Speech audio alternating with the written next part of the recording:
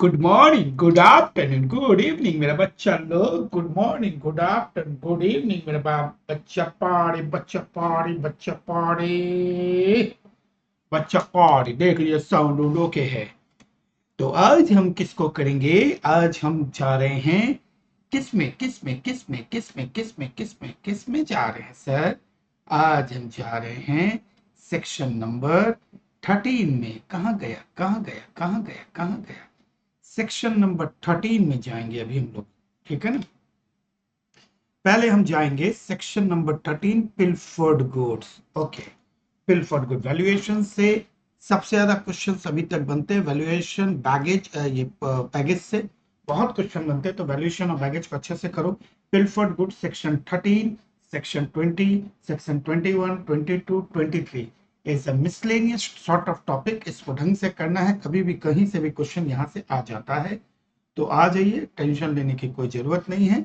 ये देखिए page number 16, page number 16 देखिए। रेमिजन, रेमिजन या अबेटमेंट ऑफ ड्यूटी, रेमिजन या अबेटमेंट ऑफ ड्यूटी, दोनों वर्ड बड़े इंटरेस्टिंग है। ठीक है ना? तो एक है आपका सेक्शन 13 और एक है सेक्शन 22। एक मिनट रुकना मेरा बच्चा, मैं कभी कभी ना एक प्रॉपर हिंदी वर्ड ढूंढता हूँ इसका प्रॉपर। इंग्लिश तो बचपन से अपने बोलते ही हैं।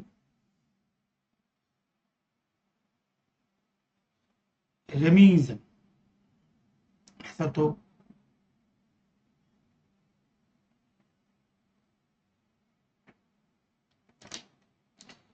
रेमिजन का मतलब हो गया छूट, दे दो छूट दे दो। और अबेटमेंट का मतलब घटाना, कमना, नीचे आना।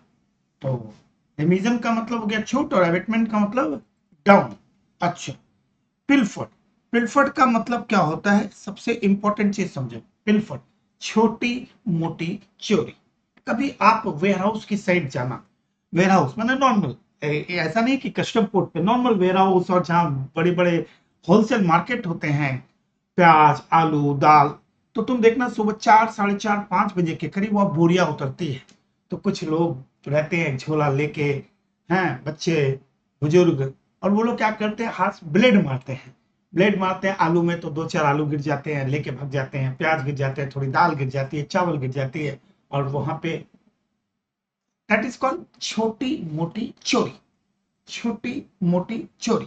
तो छोटी मोटी चोरी जो हो गई, ये अगर कस्टम के हिसाब से जाए तो इसमें बहुत इंपॉर्टेंट चीज है। आप एक बात को समझना, जब सामान को इंपोर्ट करते हो तो पहले अनलोडिंग होती है। इंपोर्ट इनवर्ड क्या बोलते हैं कि आपको ऑर्डर ऑफ अनलोडिंग आता है। ऑर्डर ऑफ अनलोडिंग के बाद आप अनलोड करके सामान को रखते हो। उसके बाद आप बिल ऑफ एंट्री सबमिट करते हो, चाहे होम कंजम्पशन के लिए क्या वेयर हाउस के लिए करो। अगर होम कंजम्पशन के लिए कर रहे हो तो अभी ड्यूटी देके निकालो। वेयर हाउस के लिए कर रहे हो तो आप उसको क्या करते हो, बॉन्ड एग्जीक्यूट करके वेयर हाउस में रखते हो। उसके बाद जब होम कंजम्पशन के लिए निकालना आप निकालते हो। यानी कि वेयर हाउस में दो प्रोसेस है। पहले आप क्या करो, पहले आप येलो कलर का बिल ऑफ एंट्री सबमिट करो कि मुझे गुड्स को कहाँ रखना है, होम वेयर हाउस में। और फिर उसके बाद green colour of bill of entry निकाल के आप होम कंजम्पशन के लिए निकालते हो। तो एक होता है डायरेक्ट, एक होता है भाया वेयर हाउस। अब आपको ये समझना है कि ये पिलफर्ड कब होगा। सबसे इंपॉर्टेंट चीज पिलफर्ड में होती क्या है। एक बात तो समझ में आती है कि ये पिलफर्ड कब होना चाहिए, आफ्टर अनलोडिंग। छोटी मोटी चोरी कब हुई, सामान अनलोड हो गया, पोर्ट पे सामान पड़ा हुआ है। देखो, if imported goods are pilfered, छोटी मोटी चोरी after unloading, after unloading there are, but before the proper officer has made an order for clearance for home consumption or deposit in a warehouse, the importer shall not be liable to pay the duty leviable on such goods, except where such goods are restored to the importer after purify। यानी कि after unloading, unloading के बाद, but before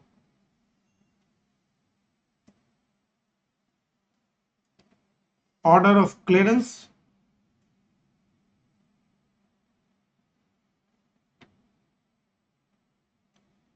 for home consumption or warehouse। Very critical words। अब एक question यहां से पूछेगा आपसे एग्जाम में कि भैया एक गुड्स को वेयरहाउस में रख दिया गया, मैंने कहा ठीक है रख दिया गया, और वेयरहाउस से छोटी मोटी चोरी हो गई, तो क्या उस गुड्स के ऊपर भी ड्यूटी देनी पड़ेगी? आंसर होगा यस, देनी पड़ेगी। अब आपका दिमाग में खलबली खलबली खलबली खलबली, मतलब क्यों देनी पड़ेगी सर, अभी तो आप बोल रहे हैं ऑर्डर ऑफ क्लियरेंस पर। ध्यान से देखो, मैंने इससे पहले स्टार्ट ही अलग तरीके से किया, order of clearance for home consumption, चलो होम कंजम्पशन, फिर बोला वेयर हाउस, यानी कि बिफोर ऑर्डर कोई भी ऑर्डर पास हो, चाहे होम कंजम्पशन के लिए वेयर हाउस के लिए, उस ऑर्डर के पहले, यानी कि गुड्स को अगर आप वेयर हाउस में रख देते हो तो ऑर्डर तो वेयर हाउस पास हो चुका है। तो वेयर हाउस में जब गुड्स को रखोगे उसके लिए किसी तरीके का कोई भी रिमिशन ये नहीं होगा। Custodian liability of duty in case of pilfered goods, सबसे इंपॉर्टेंट है पिल्फर्ड गुड्स। जब तक ऑर्डर ऑफ होम कंजम्पशन ना हो, जब तक ऑर्डर ऑफ वेयर हाउस ना हो, तब तक वो गुड्स जिसकी कस्टडी में रहता है उसको कस्टोडियन कहते हैं। तो जो छोटी मोटी चोरी के कारण सरकार को ड्यूटी का नुकसान हुआ है, उस नुकसान की भरपाई प्रॉपर ऑफिसर करेगा। Custodian of cargo shall be liable at the rate prevailing on the date of delivery of an import manifesto report for the arrival of the conveyance in which the said goods were carried. Oh, दोनों में देख रहे हैं कितना? तो who is responsible for loss to the government? The proper officer, the custodian of the cargo. तो याद रखना, after unloading but before order for clearance. अगर मैं ये वर्ड यहां से हटा दूं, एक छोटा सा वर्ड हटा देता हूं, वेयर हाउस वर्ड हटा देता हूं, वेयर हाउस वर्ड हटा देता हूं, इसका मतलब क्या हुआ, वेयर हाउस वर्ड हटा के खाली मैं होम कंजम्पशन रखूं, तब उस केस में वेयर हाउस में भी पिलफर्ड का बेनिफिट मिलता। क्यों? क्योंकि वेयर हाउस में गुड्स रखने के बाद फिर होम कंजम्पशन का एक ऑर्डर पास होता है ग्रीन बिल ऑफ एंट्री में, तो यानी कि खाली होम कंजम्पशन निकला है, तो होम कंजम्पशन तो अभी वेयर हाउस में गुड्स है तो नॉट होम कंजम्पशन, जब निकलेगा तब। यानी कि ये दोनों वर्ड यहां यूज किए गए, किसी किसी प्रोविजन में खाली वर्ड यूज करेगा होम कंजम्पशन, जहां केवल होम कंजम्पशन वर्ड यूज करे तो समझ लेना कि गुड्स अगर वेयर हाउस में भी हुआ तो उसका भी बेनिफिट मिलेगा। पर यहां पे दोनों के लिए वर्ड यूज किया होम कंजम वेयर हाउस, यानी कि कोई भी ऑर्डर पास हो, चाहे होम कंजम्पशन का या वेयर हाउस का ऑर्डर हो, उसके पहले अगर पिलफर्ड हुआ तो हम आपको छोड़ देंगे, उसके बाद हुआ तो नहीं करेंगे। अब देखो सेम चीज अबेटमेंट, अभी आपका पूरा मूड चेंज हो जाएगा। Abatement of duty on damage और डिस्ट्रॉयटेड गुड्स, डैमेज हो गया, अब किसी सामान को आप 5 लाख रुपया में लेके आ रहे हो, लॉजिक से सोचना, आप किसी सामान को 5 लाख रुपया में ला रहे हो और उसके ऊपर 50,000 की ड्यूटी, बोला हाँ, और उसके बाद वो गुड्स डैमेज हो गया, अब उस गुड्स की वैल्यू हो गई 1 लाख रुपया। तो लॉजिक है कि अब 1 लाख अगर ड्यूटी हो गई, डैमेज हो गया, तो उस केस में डिपार्टमेंट कहता है कि जो ड्यूटी है उसको छूट दे देंगे, कम कर देंगे। कैसे कम करेंगे? पहले 50,000 ड्यूटी थी 5 लाख के लिए, अब 1 लाख के लिए कितना, उतना आपको देना है, बाकी एबेटमेंट हो जाएगा। दैट इज, पर ये होगा कब? That is the key word यहां पे। अब ये वर्ड देखो, आफ्टर, ये डैमेज कब होना चाहिए? After unloading,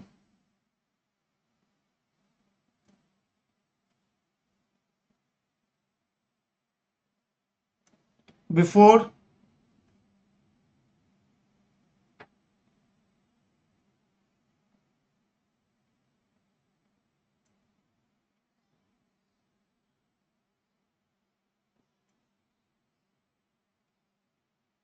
home consumption.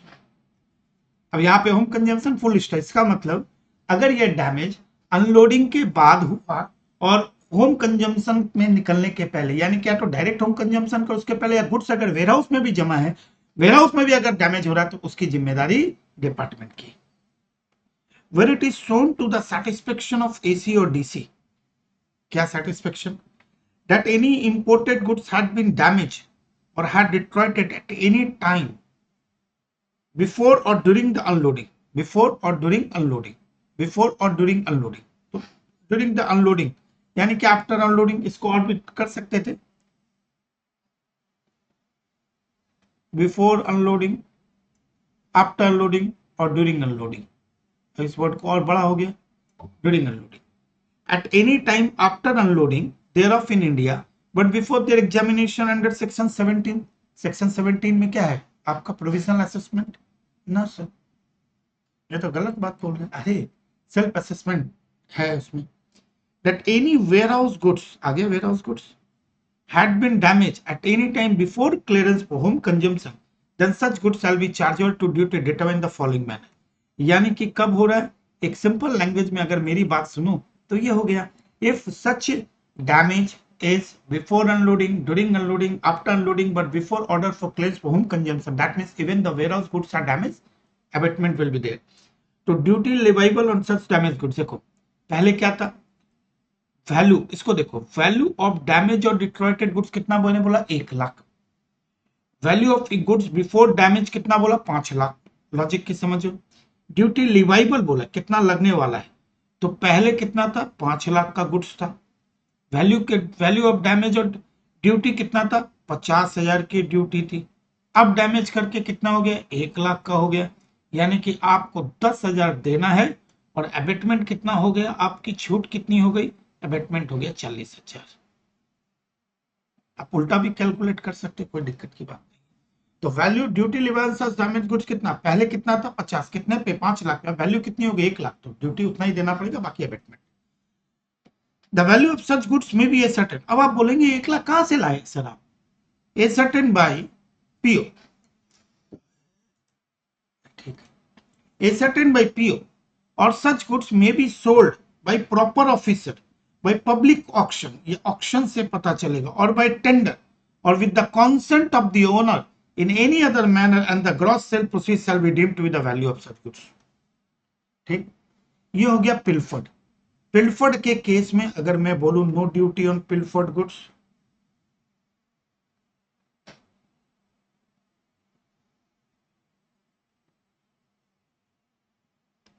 पिलफर्ड कब होगा, कितना शॉर्टकट में समझा दिया, after unloading but before order for home consumption और वेयर हाउस। अबेटमेंट कब होगा, ड्यूरिंग और बिफोर और after unloading but before order for clearance for home consumption only. तो अबेटमेंट होगा, बड़ा इजी है तो यार, इतना मैथ से तुम लोग भी कर लोगे। अब आ गया abatement of duty, no duty. अब देखो, remission of duty on lost, destroyed, abandoned, lost, destroyed और abandoned, okay.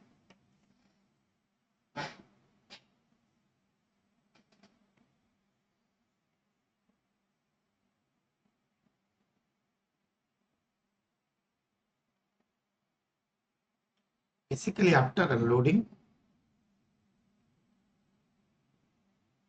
but before order of clearance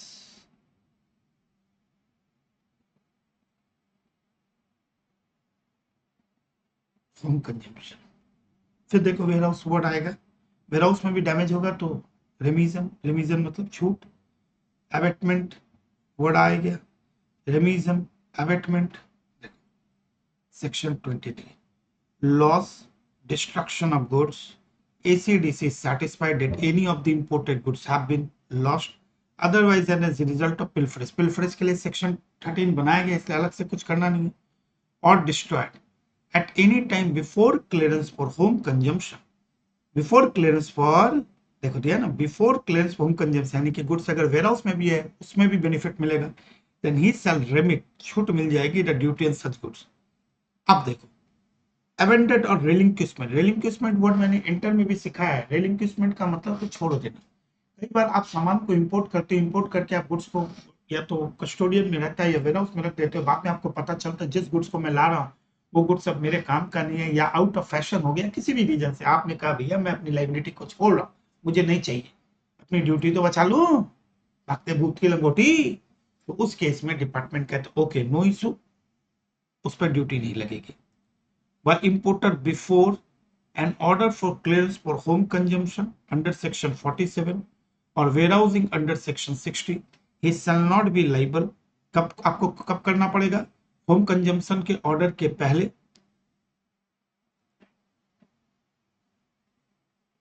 after unloading,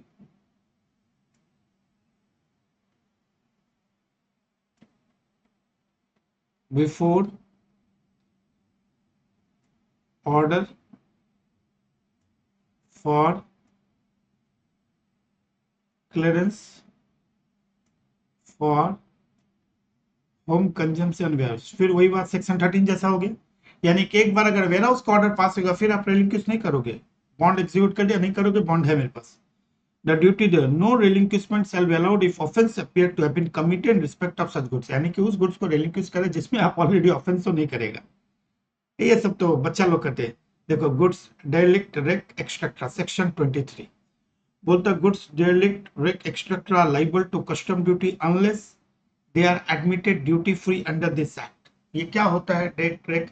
आपने देखा होगा जब समुद्र में जहाज में से बहुत आंधी तूफान आ जाते हैं तो वो लोग क्या करते हैं कि सामान जहाज को हल्का करने के सामान भेज फेंक देते हैं या सब जहाज ही टूट जाता है, बैठते बैठते किनारे में आ जाता है, आप उसे उठा लेते हैं, इंपोर्ट ड्यूटी देनी पड़ेगी भाई साहब। ओके, ये क्या कह रहा है? Power to make rules for denaturing or mutilation of goods, section 24, very interesting.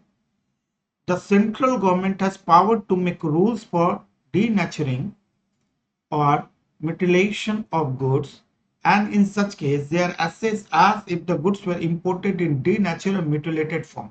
Okay, माने वो कह रहे हैं कि ये क्या,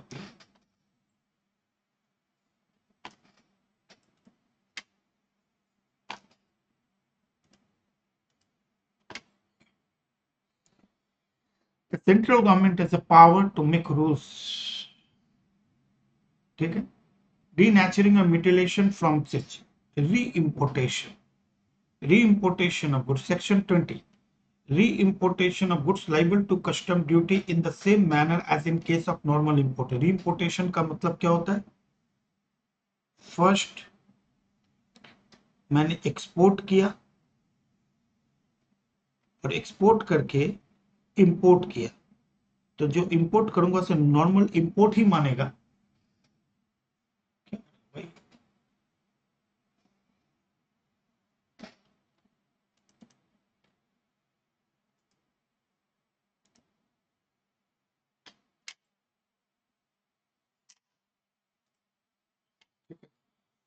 मैंने एक्सपोर्ट किया और एक्सपोर्ट करके मैं वापस उसको लेके आ रहा हूं, that is called import, normal import ही माना जाएगा। एक बार इसको लिख लो क्योंकि मेरे को लगता है ये वाला पॉइंट लिख लो, सेक्शन 23 वाला।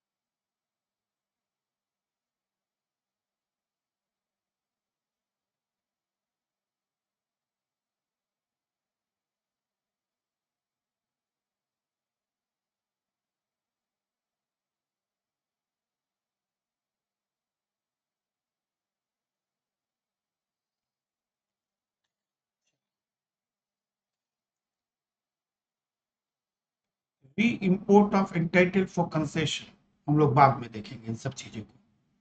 चलिए अब हम लोग एक एक करके अपना काम का काम करते हैं।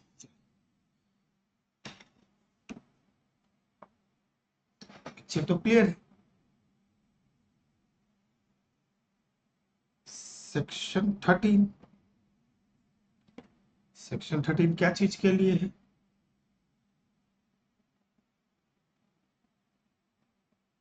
Duty on pilfered goods. आपको पता ही है छोटी मोटी चोरी, छोटी मोटी चोरी पिलफर्ड का मतलब क्या होता है? छोटी मोटी चोरी।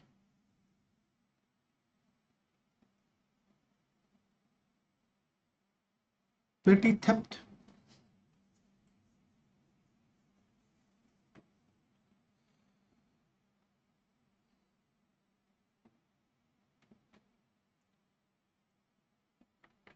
After unloading,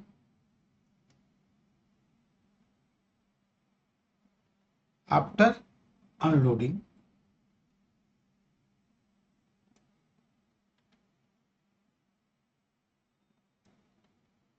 before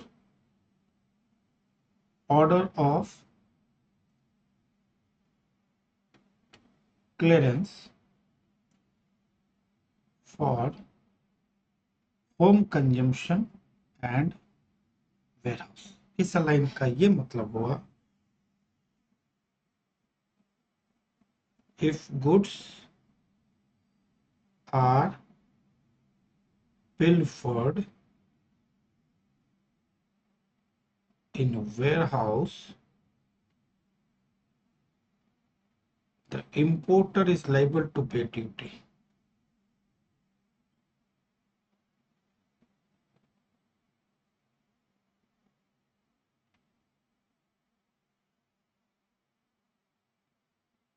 Importer is liable to pay duty, इस बात को ध्यान रखना है आपको। Yes sir. तो after unloading before order of clearance for home consumption और for warehouse,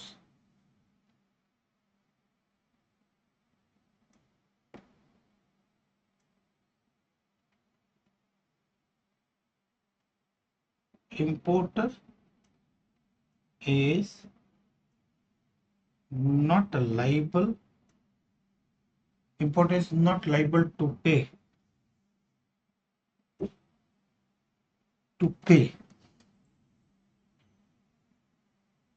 duty on pilfered goods। कोई ड्यूटी नहीं लगेगी, ठीक है ना। एक वर्ड और ऐड कर देता हूं, अनलेस goods are restored, ठीक है। जो वो कस्टोडियन था ना, कस्टोडियन जिसके अंडर गुड्स था,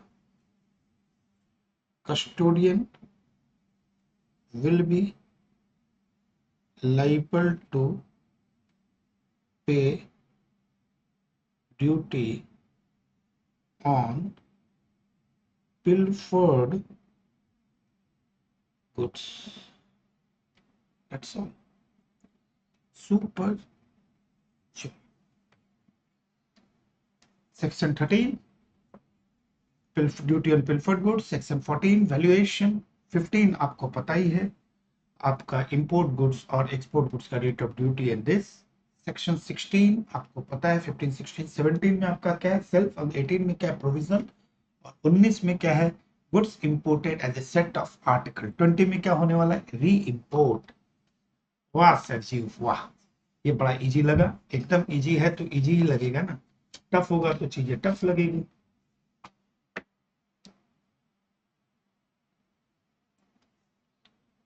तेरह और 22 का डिफरेंस पूछता है ना, 13 22 का डिफरेंस पूछता ही है। सेक्शन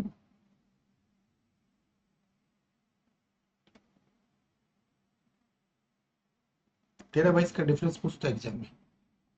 सेक्शन 22 हो गया। सेक्शन 22 ये क्या चीज के लिए है? एबेटमेंट। एबेटमेंट छोड़ दो भाई,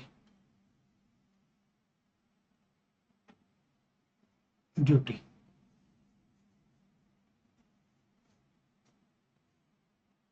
ऑन डैमेज्ड, नहीं चाहिए मुझे new version.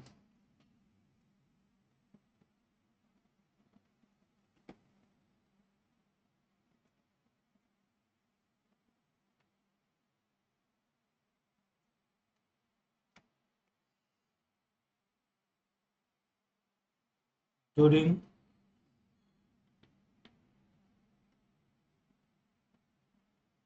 before or during or after unloading. After word missing रहता है पर होता है after unloading.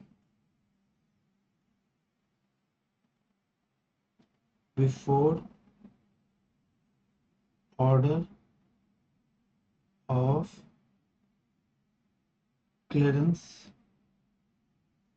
For home consumption. Home consumption इसका मतलब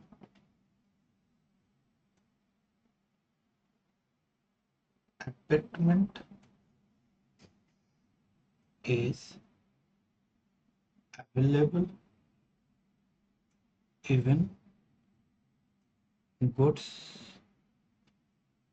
damage in a warehouse.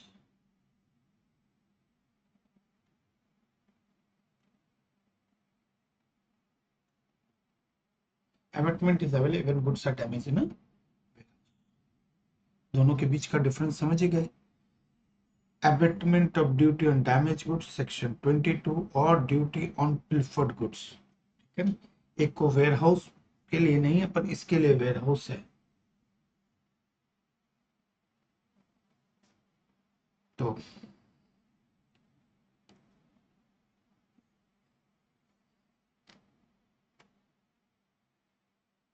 Duty on damage goods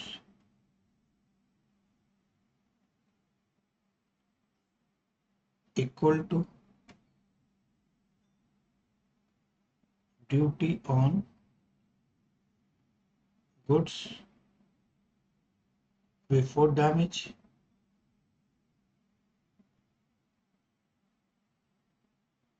into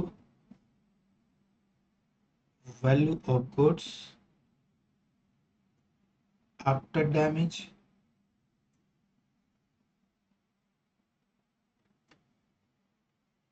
value of goods before damage.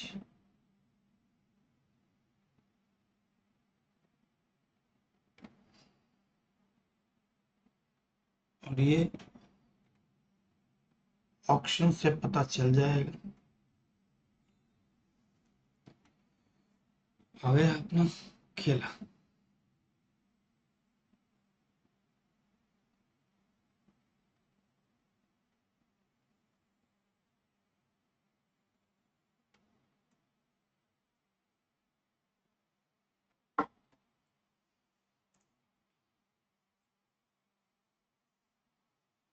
This keyword damage.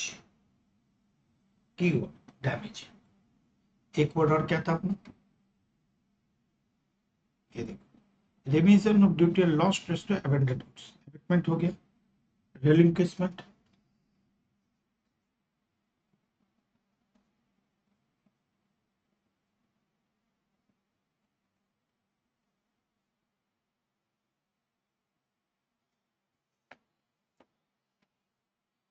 Loss और destruction of goods, remission of duty हो गया ना. Abetment हो ही गया section 22. ठीक है, सेक्शन 20. अब आया remission. Remission, remission after unloading but before order for clearance home consumption warehouse.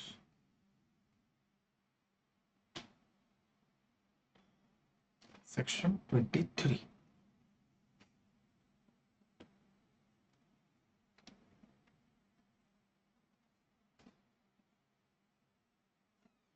Section 23 क्या चीज के लिए है, रिमीजन ऑफ ड्यूटी.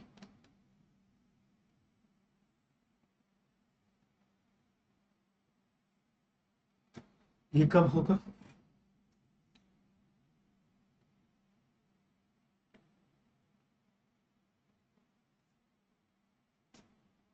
ये किस लिए होता है? रिमीजन ऑफ ड्यूटी किस लिए होता है?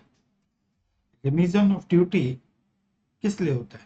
सिंपल सा सोचो, लॉस्ट, डिस्ट्रॉयड एंड अबेंडेड। तो एक ही वर्ड को याद रखो,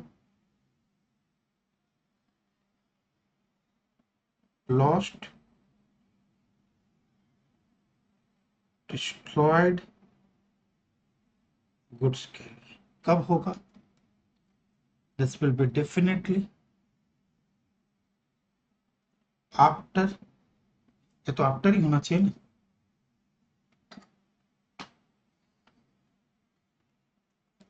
after unloading, before order of clearance for home consumption and warehouse. एक खत्म सेक्शन 13 वाला लाइन है, देखो इसका मतलब है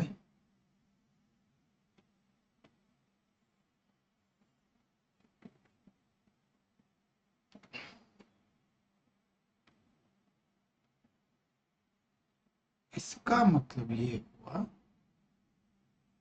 कि अगर कोई goods are lost in warehouse the importer is liable to pay duty. This is very bad. warehouse तो आप ही के अंडर में आता है।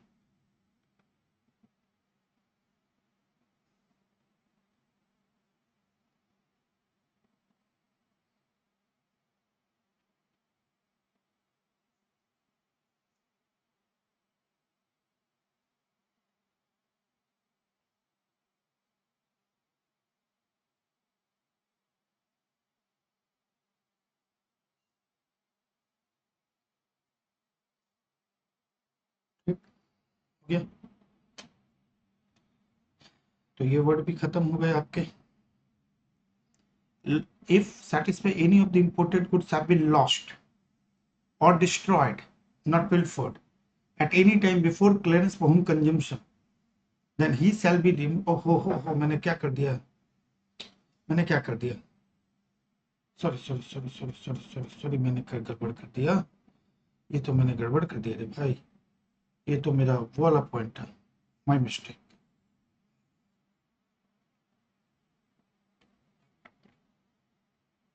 दूसरा चीज सोच लेता हूँ, फॉर होम कंजम्पशन, वही मैं बोल रही यार, मैं क्या लिख रहा हूँ, लॉस्ट हो, वेयर हाउस में भी तो लॉस्ट होगा, मुझे ये को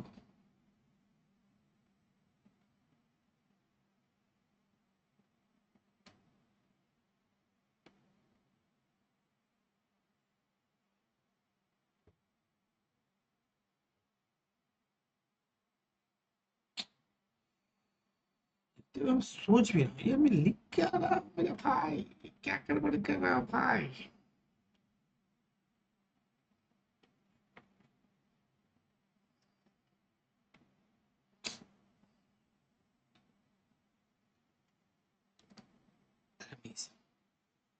is available after unloading before order for home consumption। आगे, even goods are warehouse में भी अगर लॉस्ट होगा तो उसका भाई रेमिजन तो होना ही चाहिए ना, वो मेरे थोड़ी कस्टोडियन के अंडर में है। 23,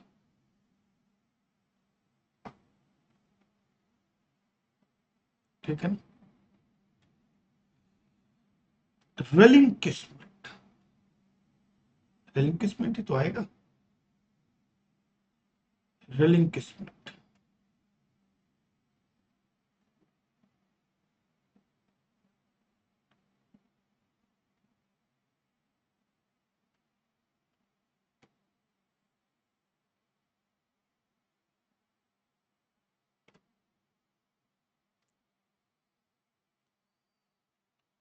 if importer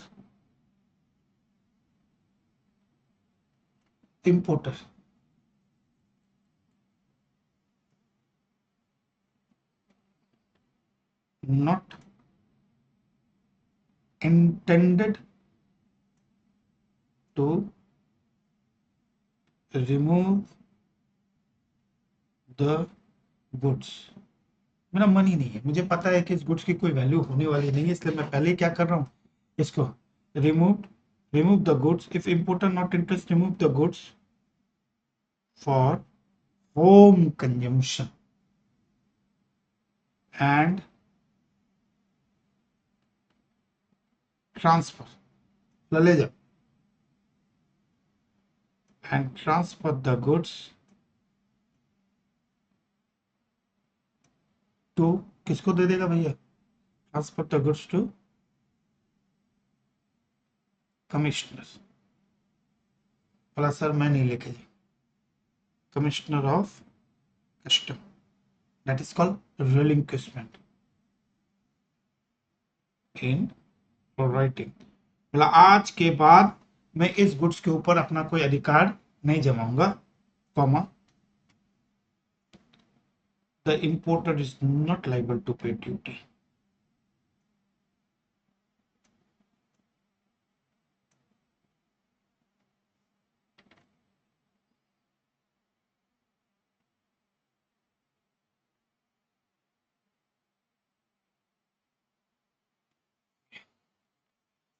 section 20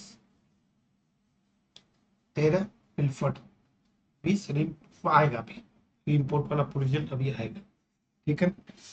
section 22 abatement, abatement abatement on damage, ये वर्ड याद रखो, damage. Section 23 remission of duty on lost, relinquishment section 23।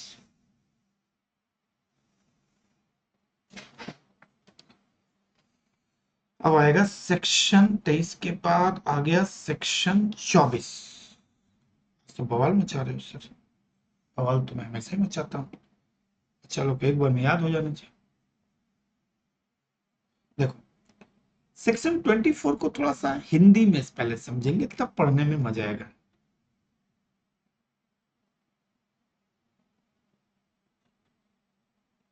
Denaturing,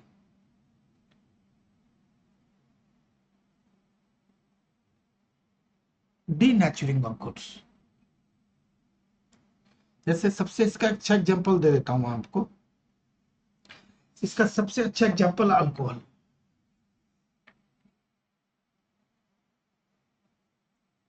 spirit, कई बार क्या होता है ढंग से समझना, हम एक गुड्स को लेके आते हैं इसलिए कि ये मल्टीपर्पज गुड्स है। जैसे अल्कोहल, अल्कोहलिक लीकर नहीं बोला, अल्कोहल बोला, अल्कोहल। अल्कोहल तो एक इंडस्ट्रियल एंड इंडस्ट्रियल पर्पस और ह्यूमन कंजम्पशन दोनों के लिए आता है। तो कई बार कोई गुड्स जो होते हैं वो मल्टीपर्पज के लिए होते हैं, पर जब इंपोर्ट होके आते हैं तो पता चलता है दो पर्पज उसके गायब हो गए, डीनेचरिंग हो गया, उसका चेंज हो गया, उसका कैरेक्टर में चेंज आ गया थोड़ा सा,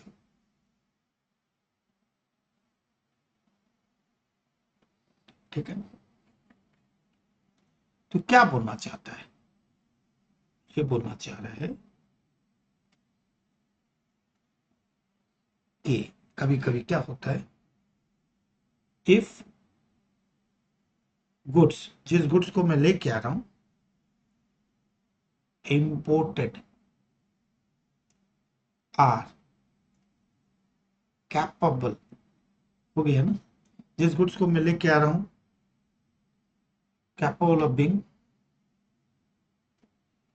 used for multipurpose, use for multipurpose, then duty will be imposed at highest rate, highest rate, जो भी एप्लीकेबल होगा, मल्टीपर्पज है ना, क्या बोला भी, use for multipurpose highest rate,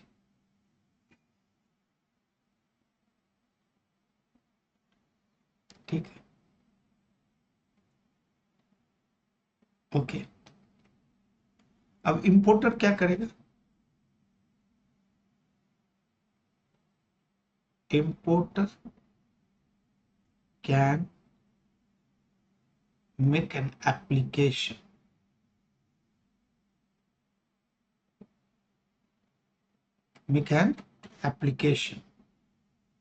importer क्या करेगा, एप्लीकेशन करेगा department, can make the application, तो प्रॉपर ऑफिसर जो भी पीओ होगा will mix PO will mix the proper substance, yeah, PO will mix the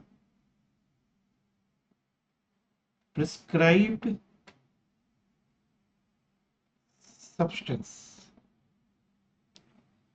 substance, importer can make the application, PO will make the prescribed substance in prescribed quantity. This is denaturing. इसी के साथ एक और word आ जाता है mutilated. Mutilated का मतलब change हो गया कैरेक्टर, म्यूटिलेटेड का हिंदी में बताते हैं। इसके बाद एक वर्ड आएगा ना, डीनेचरिंग एंड म्यूटिलेटेड, दोनों वर्ड का थोड़ा थोड़ा सेंस अलग हो जाता है। हिंदी इंग्लिश इसमें है।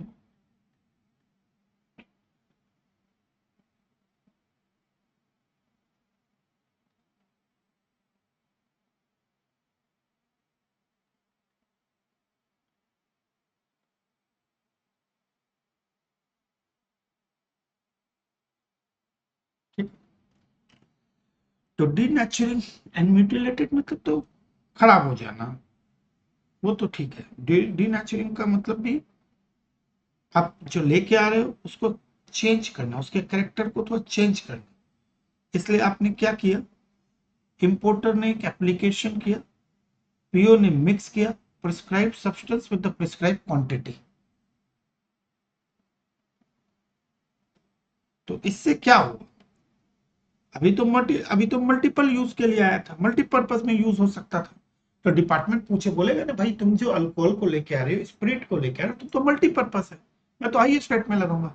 मैंने कहा नहीं सर, ये मल्टीपर्पज के लिए नहीं, इंडस्ट्रियल कंजम्पशन के लिए या होम कंज्यूमर कंजम्पशन के लिए। तो आप एक काम करिए, मैं ये मिक्स बोल रहा हूँ, इस मिक्स को उसमें डाल दीजिए, तो ये सिंगल यूज हो जाएगा, सिंगल पे ड्यूटी दूंगा, प्रिस्क्राइब क्वांटिटी। ठीक है दादा, प्रिस्क्राइब सब्सटेंस तो मुझे नहीं चाहिए मल्टीपर्पज, मेरा तो सिंगल पर्पज, मैं तो इंडस्ट्रियल पर्पज के लिए लाया। नहीं भैया ये तो मल्टीपर्पज हाईएस्ट, नहीं सर आप ये मिक्स कर दीजिए, ये सब्सटेंस और ये क्वांटिटी मिक्स कर दीजिए। अब उसके बाद जो आएगा वो क्या आएगा, सिंगल पर्पज प्रोडक्ट आएगा, उससे आपसे ड्यूटी लीजिए, मुझे तो वही काम करना है। प्रिस्क्राइब क्वांटिटी एंड देयरफॉर, इसके बाद ये जो प्रोडक्ट मैं लेके आया मल्टीपर्पज, द गुड्स, जो अभी तक तो गाना गा रहे थे मल्टीपर्पज आर, अब क्या लिखे इसके आगे, गुड्स आर, ठीक है, आर ऑफ ओनली, आगे goods are of only one particular use. अब बोला इस मिक्स को कर दीजिए, अब ये आप देखिए वन पर्टिकुलर यूज के लिए, अब ये इंडस्ट्रियल कंजम्पशन के लिए जाएगा, मल्टीपर्पज रहा नहीं है। ओके, पर्टिकुलर यूज, ठीक है दादा।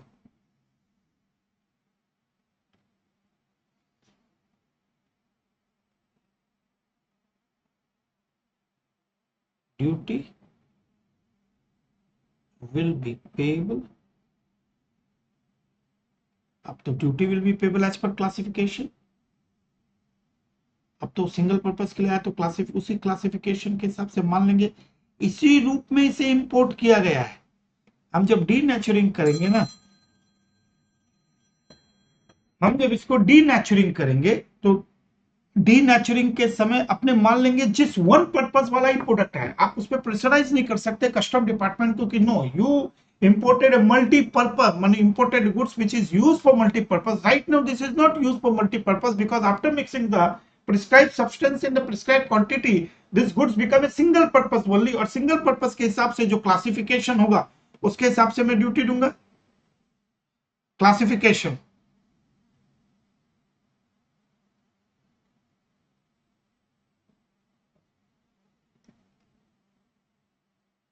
और जब मैं बात करता हूं म्यूटिलेशन की,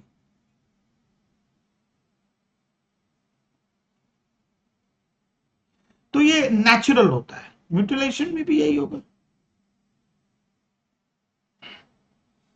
म्यूटिलेशन में भी देखो यहाँ पे क्या होता है, बड़े बड़े सामान, मान लो तुम केमिकल को लेके मल्टीपर्पज सा, पर वहां की नमी, वहां का टेम्परेचर रखा, उसका कैरेक्टर खो गया, तो अब म्यूटिलेटेड हो गया, तो उस केस में भी सेम कॉन्सेप्ट है। अब वो जो गुड्स जिस यूज के लिए, उसी यूज पे मैं क्या करूंगा, ड्यूटी दूंगा। हो गया 13-22। अच्छा, इंडेक्स भी कवर कर लो भैया। हाँ दादा, इंडेक्स भी थोड़ा सा हो जाता तो और ज्यादा मजा आता। 19 री इम्पोर्ट, 20, 21, 22, 23। 20 में आया नहीं हूं, आने वाला हूं, साथ में 20, 21, 22, 23। 20, 21, 22, 23। 21 अभी आया नहीं हूं। 22 में क्या है, abetment of duty.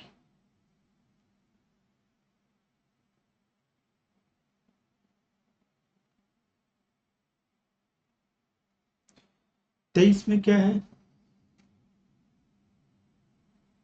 रिमीजन of duty. रिमीजन of duty 22 और 23।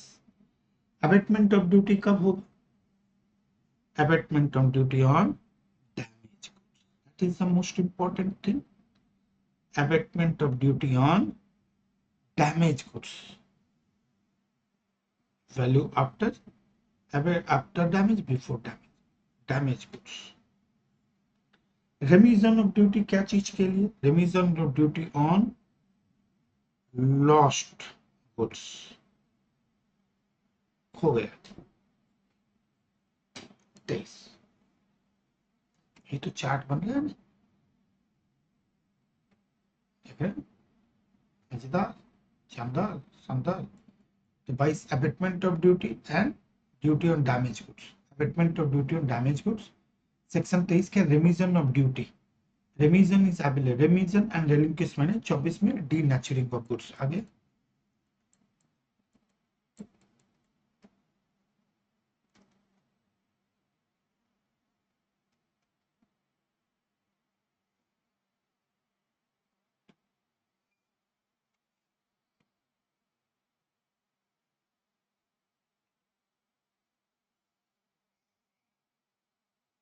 24 और 25 दोनों आ रहे हैं आपके सामने। 24 क्या कह रहे हैं, 24 कह रहा है D नेचरिंग of goods.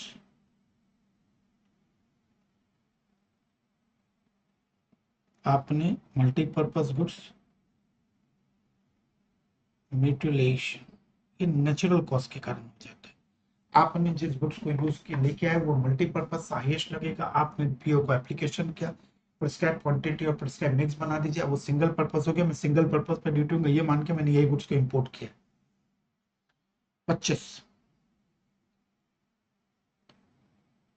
Power of central government to grant exemption, तो नॉर्मल है कि जो एग्जिम्पशन ग्रांट होगा सेंट्रल गवर्नमेंट ही करेगी। Power of central government to grant exemption, denaturing हो गया भैया।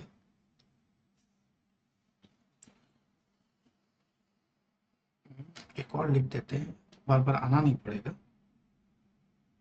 25 को और एक्सटेंड किया, 25A डाल। 25A क्या चीज के लिए, 25A कहता है, वो कहता है exemption from custom duty, exemption from custom duty on imported goods। अच्छा, exemption from custom duty on imported goods for inward processing, मजेदार है ये बोला भी, इनवर्ड प्रोसेसिंग ऑफ गुड्स।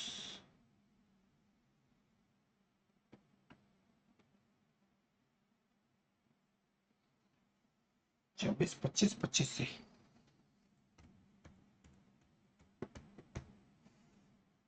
चलो, ये आपका इंडेक्स है 20 और 21, 20 तो आ गया ना। अच्छा, इंपोर्ट सेक्टर आर्टिकल तो भी इंपोर्ट आने वाला है। पहले तुम क्या करोगे, ये देखो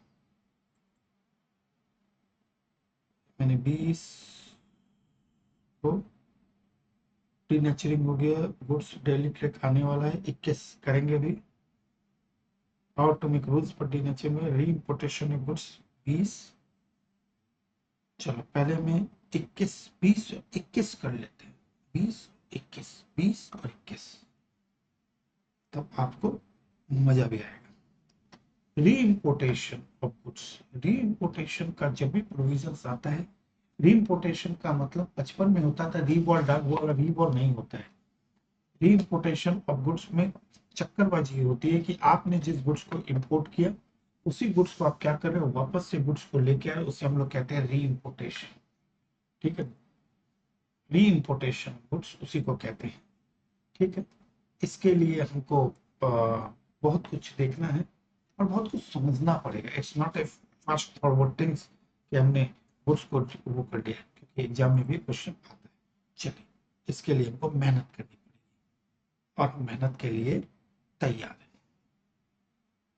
हम तैयार हैं, हम तैयार हैं। सेक्शन नंबर कितना, 20, reimport of goods.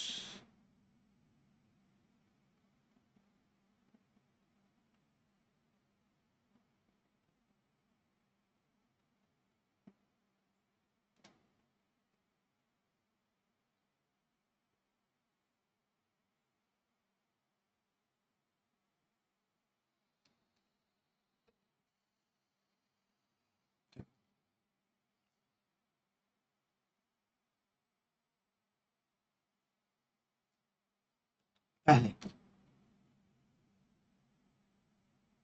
Goods exported, आपने गुड्स को एक्सपोर्टेड किया,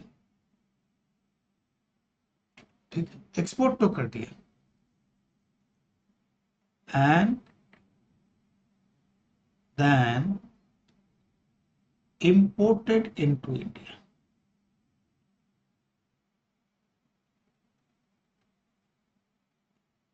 यानी जिस गुड्स को आप एक्सपोर्ट कर रहे हो उसी को आप क्या कर रहे हो, इंपोर्ट कर रहे हो।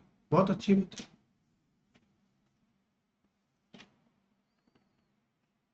एक्सपोर्ट के, तो इसके ऊपर ड्यूटी कैसे लगेगी,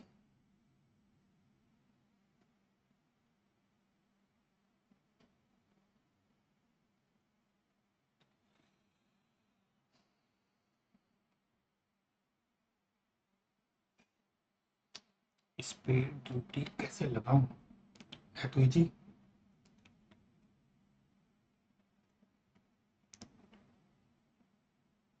liable to duty, liable to duty बोला एकदम, liable to duty, liable to duty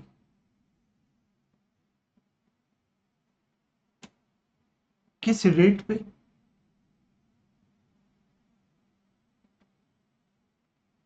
liable to duty किस रेट पे,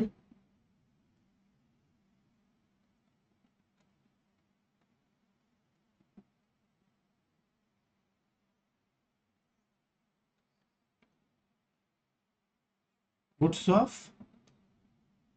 like kind, goods of like kind, like kind and their value.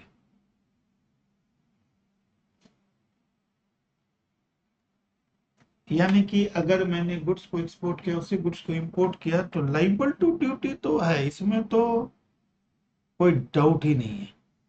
आगे जो उसने लिखा वो समझने की बात है, goods of like kind and their value, यानी कि वैसा ही कोई गुड्स आता है तो जो रेट पे ड्यूटी लगती है उसी हिसाब से।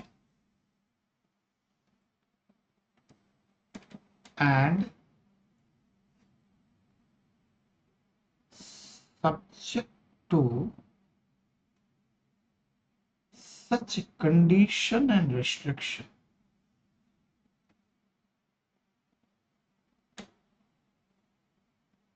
Subject to such restriction and condition as apply to like goods। यानी कि मैं लाइक गुड्स का वैल्यू भी लूंगा, लाइक गुड्स का ड्यूटी भी लूंगा, तो लाइक गुड्स के ऊपर जो कंडीशंस हैं और जो रिस्ट्रिक्शन है उनको भी मुझे करना पड़ेगा। कंडीशन पहले लिखो फिर बीच में चलते हैं।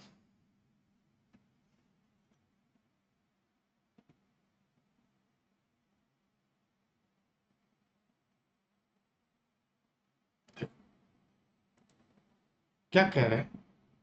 बोला reimportation of goods liable to custom duty in same manner as in case of normal import। एकदम इसके तो सिंपल वर्ड लिखा है as normal import, first export and import to normal import की तरफ। Okay sir. री-import are entitled for following concession, re-import are entitled to following concession will as have been notified by the government। बहुत सारे concession दिए। पहला उन्होंने कहा, क्या कहा, ध्यान से देखो, goods manufactured in India and exported and re-import in India। किसके लिए आया? रिपेयर्स के लिए आया। सॉरी, मैंने मैन्युफैक्चर्ड कहाँ किया? मैन्युफैक्चर्ड कहाँ के? इंडिया में। और एक्सपोर्ट किया, री इंपोर्ट किया रिपेयर्स और रिकंडीशनिंग के लिए, reprocessing, refining and remaking other similar process. Simple logic है, बहुत सिंपल वर्ड बोला कि होता ही है ना, हमने एक्सपोर्ट किया उस गुड्स को मैं वापस इंपोर्ट कर रहा हूं तो उसे नॉर्मल इंपोर्ट ही मान रहा है। और वो बोल रहे हैं किसके लिए इंपोर्ट किया? एक हो सकता है कि आपने मैन्युफैक्चर इंडिया में किया तो वहां पे खराब हो गया तो रिपेयरिंग के लिए, रिकंडीशन, रीप्रोसेसिंग के लिए आया, ठीक है। Within 3 years, maximum 10 years in case of Nepal and Bhutan, और रीप्रोसेसिंग के लिए विद इन 1 year, ठीक है। और ड्यूटी इज एग्जेम्प्ट इफ, पूरा का पूरा, if such goods are re-exported within 6 months from the date of re-import। Extension 6 महीना का, ACDC satisfied identity of such goods, ठीक है, कोई बात नहीं, हो गया। सेकंड क्या बोल रहा है? सेकंड ये कह रहा है कि goods reimported without being subject to remanufacturing और रीप्रोसेसिंग थ्रू मेल्टिंग, रिसाइकलिंग और recasting abroad. Goods re-imported without being subjected to remanufacturing or reprocessing through melting, recycling और recasting, ठीक है। इसका मतलब इसके दो बेनिफिट होते हैं।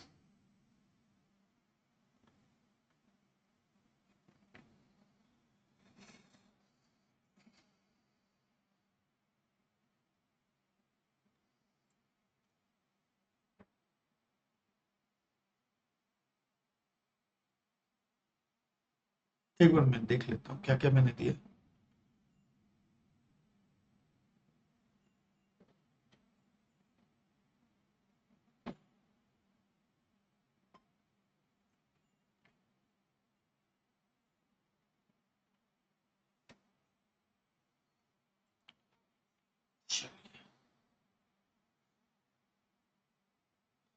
Subject to such condition and restriction।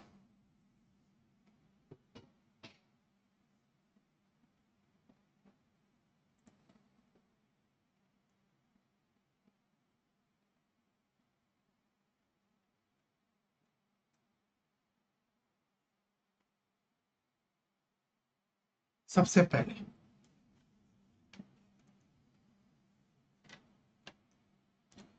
Situation 1, सबसे पहले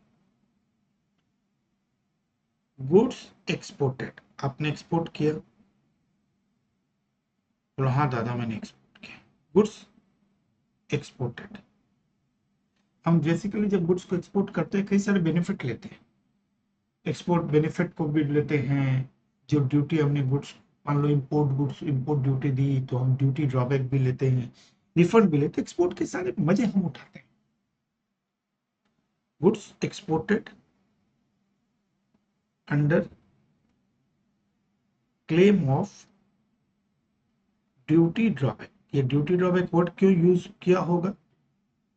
ये ड्यूटी ड्रॉबैक वर्ड यूज करने का सेंस यही है कि जब आपने गुड्स को एक्सपोर्ट किया था तो उस गुड्स के भीतर कुछ ऐसे आर्टिकल थे, ऐसे पार्टिकल थे जो आप इंपोर्ट करके लाए थे, तो इंपोर्ट ड्यूटी दी होगी आपने, हो ही सकता है।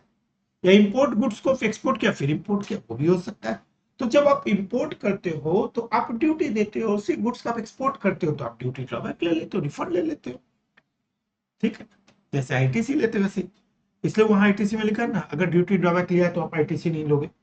Goods exported under claim of duty drawback. Duty drawback की सिंप्लीफिकेशन टर्म, जो आपने इंपोर्ट ड्यूटी पे की है उसका, अगर सेम गुड्स को एक्सपोर्ट करोगे तो आपने जो इंपोर्ट ड्यूटी दी है उसका आपको वापस मिल जाएगा सेक्शन 74 और 75 में। 74 बोलता है एज इट इज, जैसा आया वैसा ही भेज दिया, और बाद में आफ्टर रिप्रोसेसिंग, प्रोसेसिंग के बाद बेचा। ठीक है, ड्यूटी ड्रॉबैक और अंडर बॉन्ड।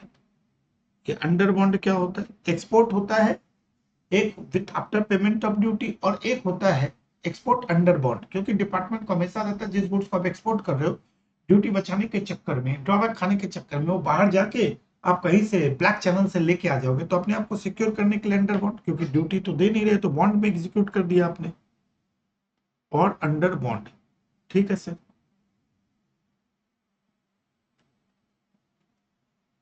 और अंडर क्लेम ऑफ रिबेट। तो इसका मतलब ड्यूटी ड्रॉबैक, अंडर बॉन्ड और claim of rebate and re-imported within 3 years, था ना, मिनिमम 3 साल के भीतर मैक्सिमम। ठीक है, और एक्सटेंडेड पीरियड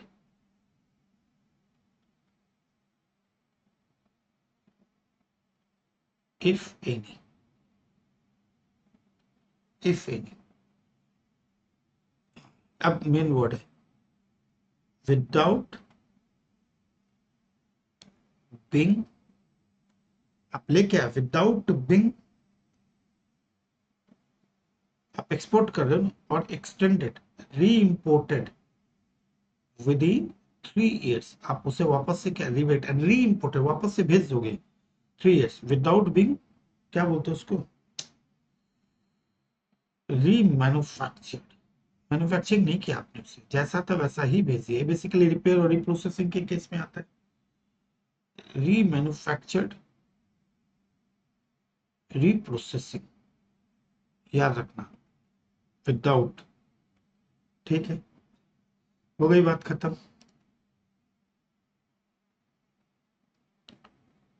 तो आप बोलेंगे सर क्या हुआ, तो गुड्स इंपोर्ट किया मतलब नॉर्मल इंपोर्ट, नॉर्मल इंपोर्ट ही माना जाएगा? मैंने कहा एकदम माना जाएगा। अब जब नॉर्मल इंपोर्ट माना जाएगा तो नॉर्मल ड्यूटी पेमेंट होगी, बोला एकदम होगी। Importer is liable to pay, importer is liable to pay, कितना पेमेंट करेगा? The amount of benefit. आपने क्या क्या बेनिफिट लिया? Amount of benefit. लॉजिक की बात है, आपने गुड्स को एक्सपोर्ट किया अंडर ड्रॉबैक या अंडर बॉन्ड या रिबेट, और वापस से री इंपोर्ट किया, री इंपोर्ट मतलब वापस लेके आया। ठीक है ना, आपने एक्सपोर्ट किया, री इंपोर्ट किया with in 3 years without being री मैन्युफैक्चर, री प्रोसेसिंग। ठीक है, तो उसे हम नॉर्मल इंपोर्ट ही मान रहे हैं। इंपोर्ट इज लायबल टू पे the duty amount of benefit, amount of benefit like क्या क्या बेनिफिट लिया होगा नालायक ने? ड्यूटी ड्रॉबैक,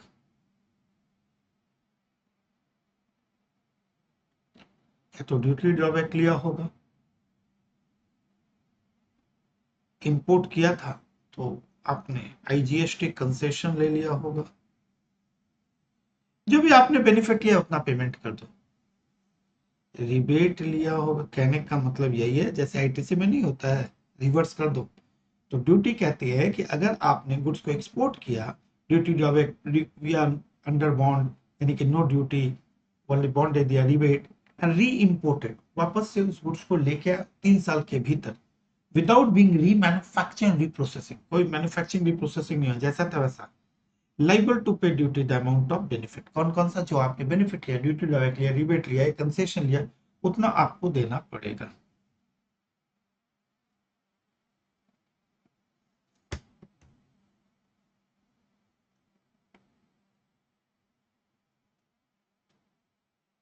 देखो,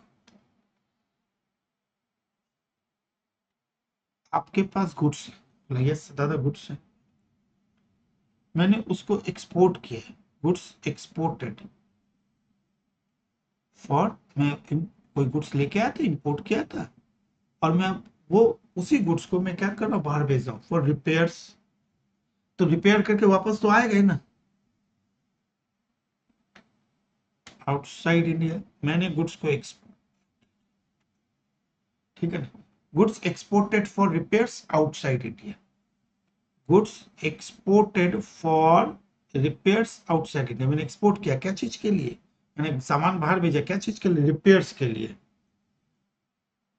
एंड री इम्पोर्टेड, मैंने सामान को क्या चीज के लिए भेजा, रिपेयर के लिए, and re imported by same person, repair के लिए तो वापस तो आएगा ही ना, री imported by same person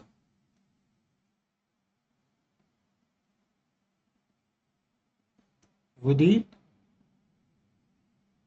3 years, extension तो और extended period,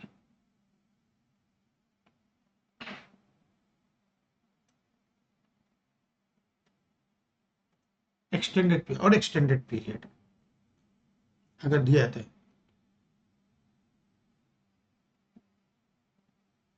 without being remanufactured, reprocessing, तो भी बात करता, आपने गुड्स को एक्सपोर्ट किया और under claim of wait reimported within 3 years, ठीक है, without remanufacture repairs import is liable to pay, जितना बेनिफिट लिया, मैंने गुड्स को एक्सपोर्ट किया, किस लिए किया, फॉर रिपेयर्स आउटसाइड या री इम्पोर्टेड, मैंने गुड्स को एक्सपोर्ट किया क्योंकि मैंने बाहर से खरीदा, मेरा पेन खराब हो गया था, मैंने कहाँ से खरीदा, जापान से खरीदा, पेन खराब हो गया, मैंने वापस जापान भेजा, एक्सपोर्ट किया, उस गुड्स को वापस ला रहा हूँ, री इम्पोर्ट, मैं रिपेयर्स हो गया है तब, तो इसके ऊपर ड्यूटी लगेगी, एकदम छोड़ेगा तो नहीं, छोड़ने उड़ने का कोई स्विच नहीं, तो इसके ऊपर ड्यूटी कितनी लगेगी दादा, इसके ऊपर ड्यूटी कितनी लगेगी दादा, इसके ऊपर ड्यूटी लगेगी कितनी,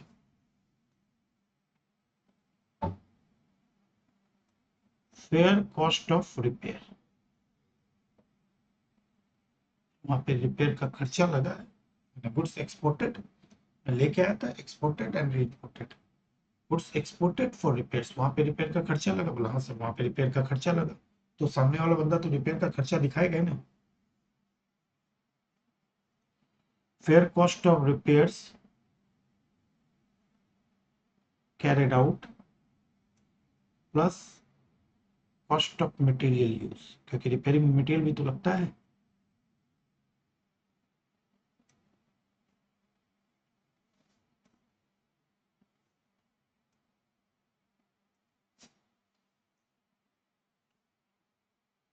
वैल्यू के ऊपर लगेगी, वो वैल्यू क्या है, ये, वो वैल्यू क्या है, ये, fair cost of repairs carried out plus cost of material use,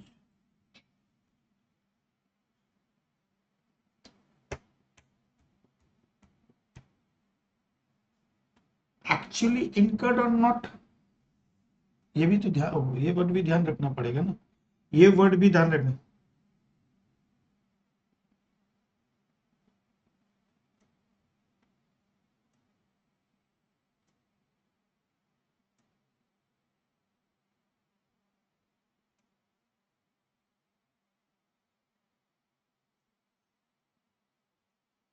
चाहे एक्चुअली इनकर्ड हो या नहीं, इसलिए तो वर्ड क्या है, फेयर कॉस्ट ऑफ रिपेयर। हो सकता है आप वारंटी पीरियड में भेज रहे हो सकता है, तो हो सकता है रिपेयर का खर्चा ना लगे पर मटेरियल का खर्चा लगे, तो इसलिए वर्ड यूज किया फेयर कॉस्ट, उतना तो छोड़ेंगे ही। Cost plus material use plus, अभी तो पिक्चर बाकी है, insurance and freight, insurance and freight both ways. मजा आ गया, धांसू मजा आया सर, धांसू धांसू मजा आया। यानी कि अगर आप इस पॉइंट को सोच के करें तो यहाँ पे सबसे इंपॉर्टेंट पॉइंट जो दिखता है हम लोगों को, अगर ध्यान से देखो दोनों पॉइंट को, तो सबसे बड़ा पॉइंट आपको दिखेगा इसमें, जो मुझे दिखता है, जो आपको ध्यान रखना है, विदाउट बिंग रीप्रोसेस और रीप्रोसेसिंग, ठीक है ना। यहाँ पे भी क्या है, विदाउट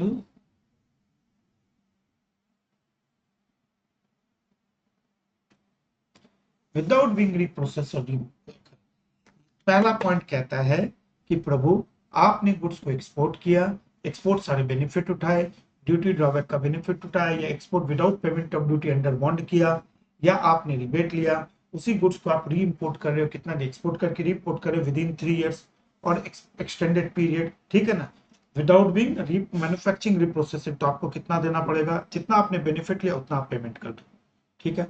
फिर ये आपने आपने मान लो जापान से सामान खरीदा, यहाँ इंडिया लेके आए, आप वो खराब हो गया तो आपने जापान में रिपेयर्स के लिए भेज दिया, ठीक है ना, रिपेयर्स के लिए भेज दिया, एंड रीइम्पोर्टेड विद इन 3 years, दोनों में विद इन 3 years, ठीक है ना। पर विदाउट बीइंग रीमैन्युफैक्चर रीप्रोसेसिंग, तो आपको ड्यूटी देनी पड़ेगी, एक वैल्यू निकालना, वो वैल्यू कैसे निकालोगे, फेयर कॉस्ट ऑफ रिपेयर, चाहे लगे या ना लगे, फेयर कॉस्ट से वर्ड है, fair cost of repair plus cost of material use if any plus insurance and freight both veg, ये वैल्यू निकल गया, उसके ऊपर आपको ड्यूटी देनी पड़ेगी।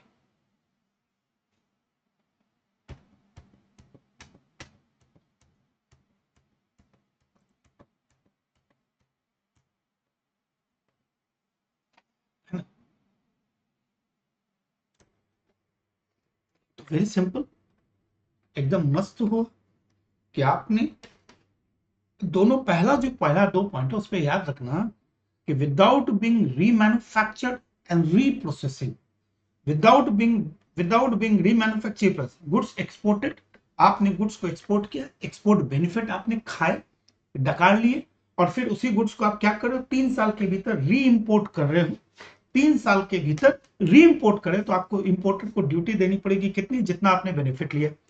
आपने गुड्स को एक्सपोर्ट कर दिया, सही बात है, आपने गुड्स को एक्सपोर्ट किया, क्यों किया, रिपेयर के लिए। कैसा क्यों हुआ, मैंने जापान से गुड्स को मंगाया था और मेरा गुड्स खराब हो गया, मैंने रिपेयर्स के लिए वापस जापान भेज दिया, तो रिपेयर होके तो वापस तो आएगा ही ना, वहां से आएगा, तो री इम्पोर्टेड बाई, मैं वैसे री इम्पोर्टेड बाई सेम पर्सन, अरे मेरे है तो मेरा ही आएगा, री imported by same person with in 3 years, दोनों में टाइम क्या, 3 years, विदाउट बीइंग रीप्रोसेसिंग, तो क्या बोलता है, आपको ड्यूटी देनी पड़ेगी कितना, fair value of repairing cost plus material plus insurance separate both ways. पर दोनों का मेन कॉन्सेप्ट अगर आप ध्यान से रखो तो दोनों ही केस में एक ही वर्ड कॉमन है, तो यहाँ पे आपने बेनिफिट लिए, बेनिफिट वापस को, रिपेयर हो तो रिपेयरिंग का कॉस्ट दे दो, उतना ही वैल्यू मान लिया। अब कहानी में थोड़ा सा ट्विस्ट है, तो अब ये कहानी तो आपको खुद को समझ में आ रही होगी, हाँ दादा, ये कहानी मेरे को खुद को ही समझ में आ रही होगी, कैसे आ रही होगी, कि इतना देर तो विदाउट रीप्रोसेसिंग और विदाउट रीमैन्युफैक्चरिंग की बात कर रहा था, ठीक है ना। हाँ, देखो आपने गुड्स मैन्युफैक्चर्ड इन इंडिया,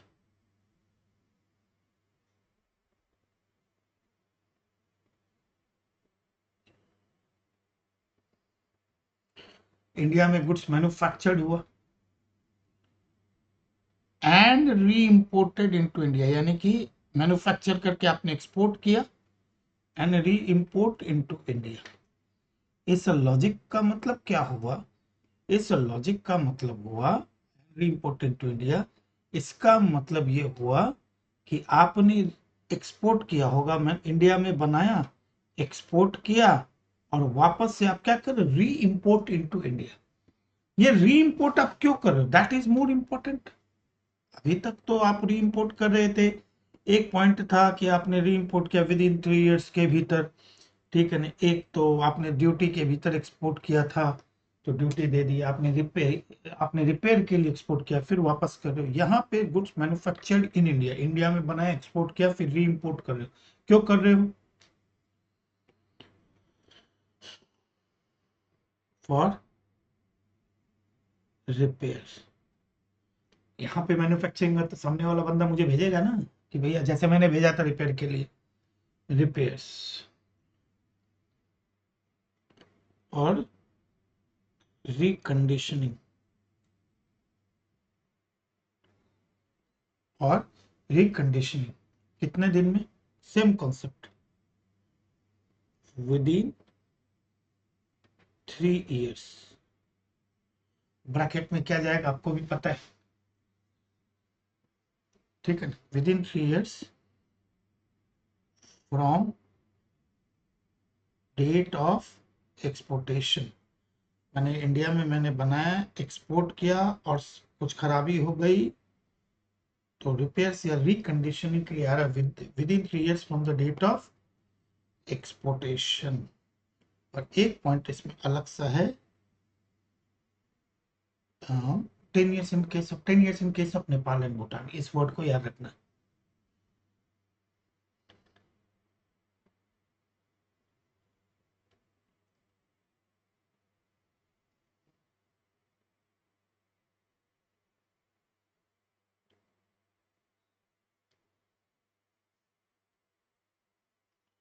हो गया,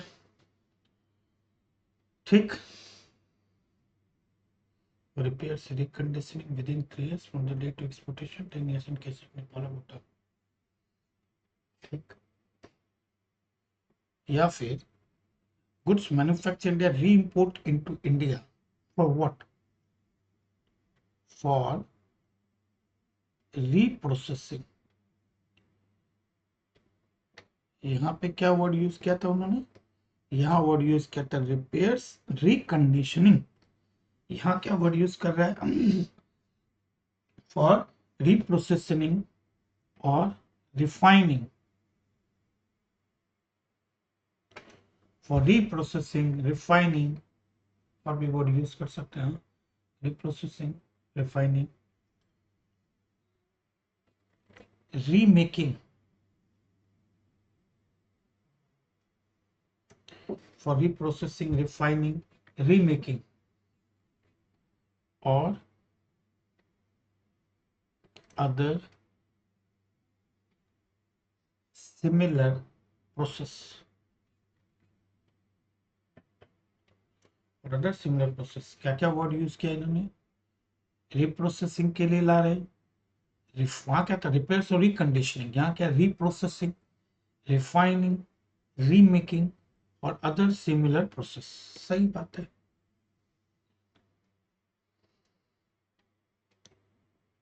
विद इन 1 ईयर फ्रॉम, कब से? फ्रॉम डेट ऑफ एक्सपोर्टेशन से।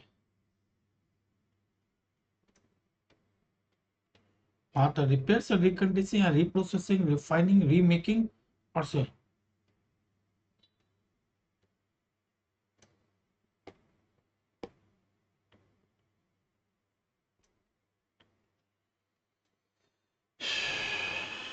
तो क्या करना पड़ेगा?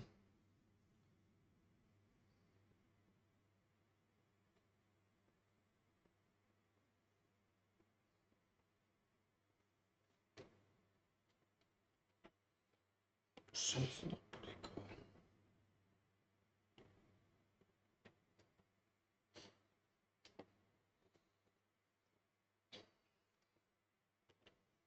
नील क्या बोल रहा है? क्या बोल रहे हो भाई साहब? हाँ, जो बोल रहा हूँ वो देखो, नील। इफ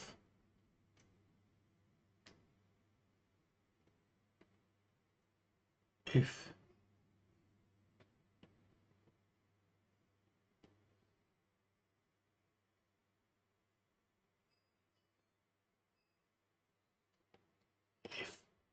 नील कर देंगे इफ, क्योंकि अब एक्सपोर्ट हो रहा है ना। इंपोर्ट हुआ वापस एक्सपोर्ट हो रहा है ना। Such goods are exported within 6 month, यानी कि रिपेयर से रिकंडीशन रिफाइनिंग रीमेकिंग करके वापस से with in 6 months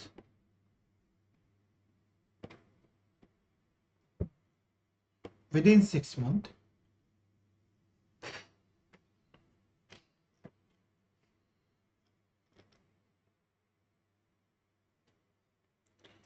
from date of exportation, within 6 months from date of re-importation, 6 महीने के भीतर आप उसे क्या करेंगे, और एक्सटेंडेड पीरियड इफ एनी।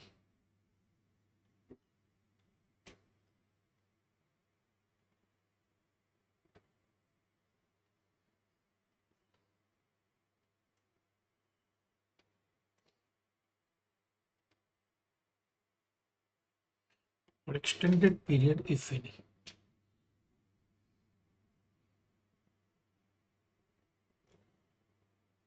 इसमें भी कहानी है, कहानी भी बता देता हूँ।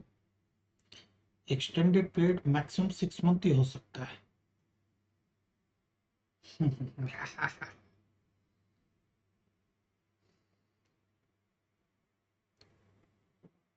within re-imported within 6 months,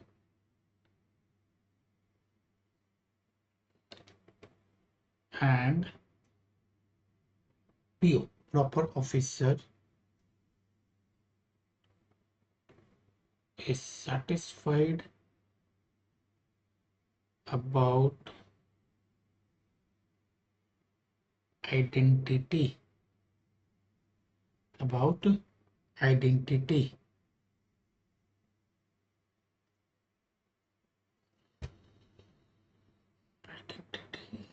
identity, be satisfied identity of such goods।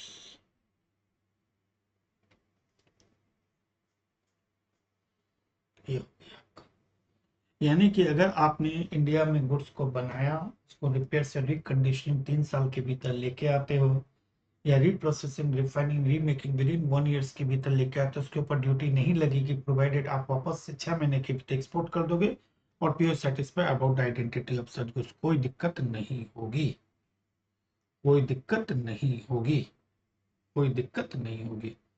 चलो, ये हो गया आपका सेक्शन नंबर 20, रीइंपोर्टेशन ऑफ गुड्स। 21 अभी आएगा, पहले यहां से पढ़ लेते हैं।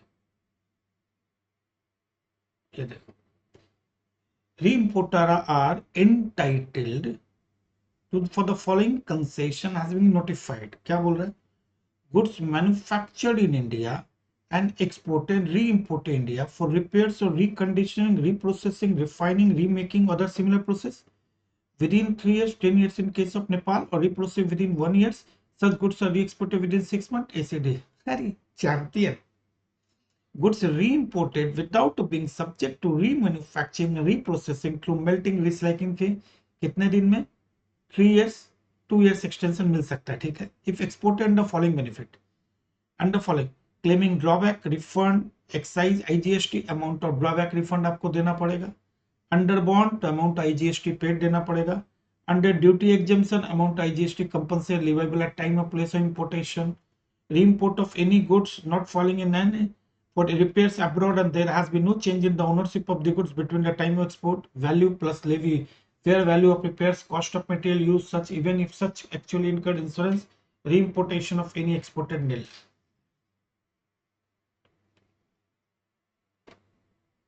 काफी दमदार था। हाँ दादा, दमदार तो था, मजा भी आया हम लोगों को। अब सेक्शन 20 के बाद 21।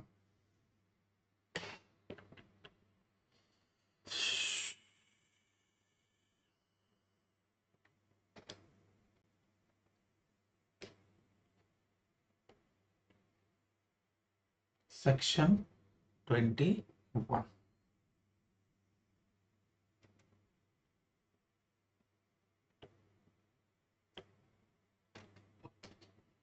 1 2 3 4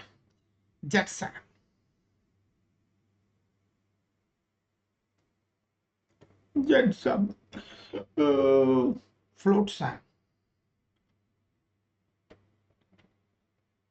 उसको एक्चुअली FLOT लिखते हैं, FLOT लिखते हैं, फ्लोट नहीं लिखते, FLOT लिखते हैं। Float सैंग, jet सैंग, float सैंग। एक हो गया डेड लिफ्ट, एक हो गया यहाँ स्टूट की रैकेट्स।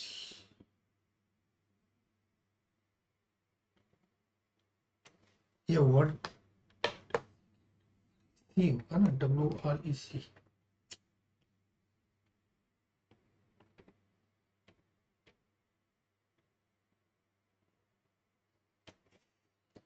इन सब का मतलब क्या होता है? ये वो गुड्स है, जैसे आप अचानक खाते हुए खिड़की में बैठे थे, ऐसे ही कुछ फेंकने की जगह कुछ फेंक दिया, अनइंटेंशनली से आपने नीचे फेंक दिया, किसी के सर पे चोट लग गई, आप बोले गलती हो गई माफी कर दो, गलती से फेंक दिया मैंने। अच्छा कोई बात नहीं है, वो माफ करके चला जाएगा। गुड्स, ये वो गुड्स हैं, वो तो माफी कर देगा अगर उसको चेहरे से लगेगा कि तुम नहीं, गलती से तुम्हारे हाथ से छूट गए। विच आर अनइंटेंशनली, होता तो कितना अच्छा होता, अनइंटेंशनली समुंदर में कौन सामान भेजेगा, कोई एप्पल थोड़ी खाता, फेंक दिया। यहाँ क्या होगा, इंटेंशनली। अब जब इंटेंशनली होगा तो डिपार्टमेंट तुमको छोड़ेगा नहीं। Goods which are intentionally thrown, आपने जानबूझ के, थ्रोन, आपने जानबूझ के समुंदर में फेंक दिया, in the sea, that is called jets.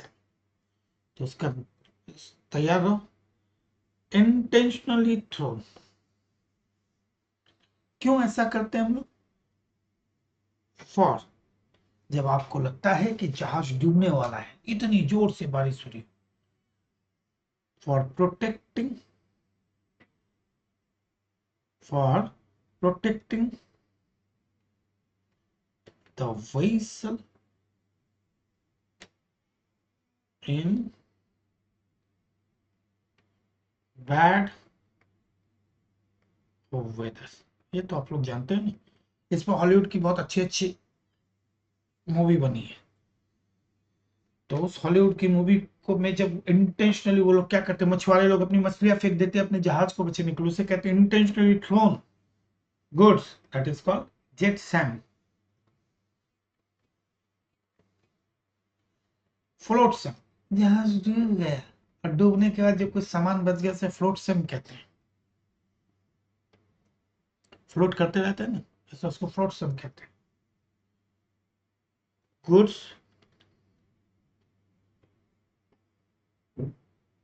Remaining, क्या लिख रहे हो यार, गुड्स रिमेनिंग अफ्लोट, तैरते रहता है।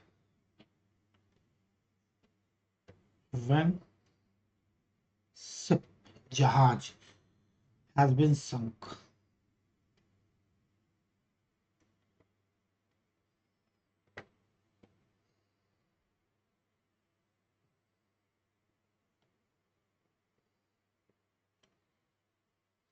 संक।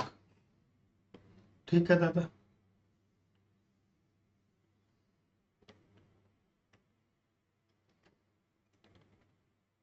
इन ए शिप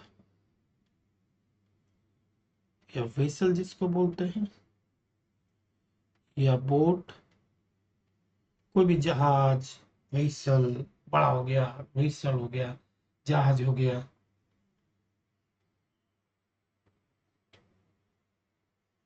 लेफ्ट इन द सी, छोड़ के, जब जहाज डूबने की सिचुएशन आती है तो चूहे भागते थे सबसे पहले तो।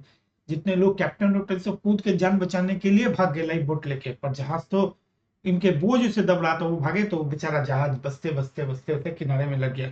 तो सिर्फ vessel boat left in the sea unattended.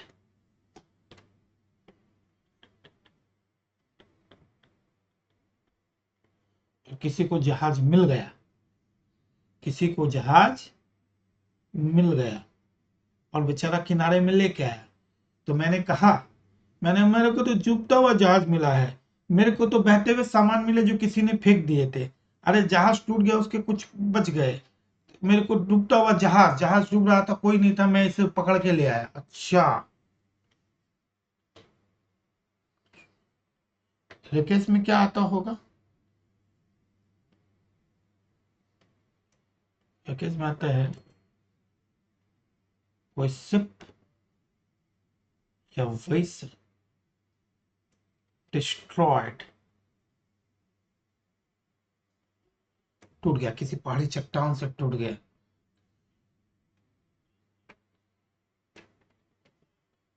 Any accident, सिर्फ वेसल डिस्ट्रॉयड इन एक्सीडेंट। पहले जब मैं पढ़ाता था तो चित्र बना देता था, चित्र। आजकल चित्र नहीं बनाते, इसमें चित्र क्या बना यार, बड़े हो गए। एक जमाने में इंटर में हुआ करता, चित्र बना के दिखाना पड़ता, ये है जेट से, देखो सामान फेंक रहा है, ये देखो जहाज डूब रहा, ऊपर के कुछ बच गए, ये देखो भैया, ये देखो कोई नहीं था, मैं देखा भूथा जहाज। सिर्फ vessel destroyed in any accident. तो ब्रोकन पार्ट्स को हम रिकेस कहते हैं। ब्रोकन पार्ट्स को हम क्या कहते हैं?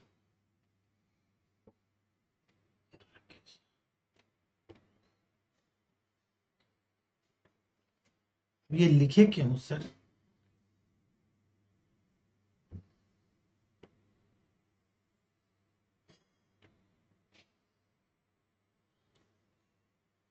If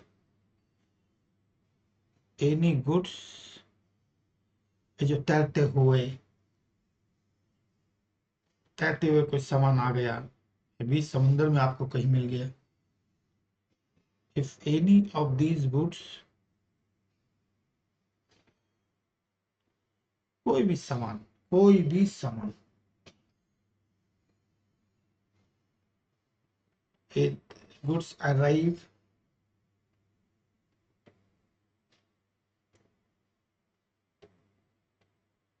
or are brought to India, brought to India.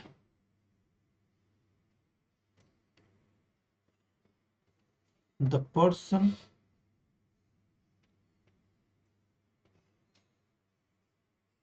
claiming title,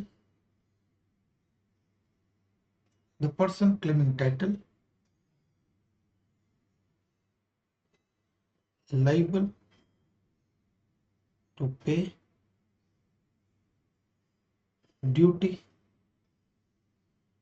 if these are imported goods.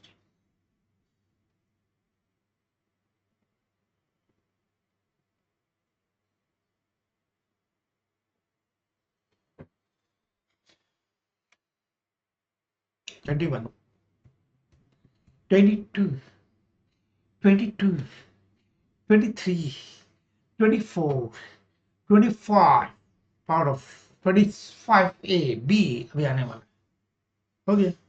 That's a first practice. 22, abatement. 23, remission. 24, denaturing mutilation. 25, power of government for exemption. 25A, same है।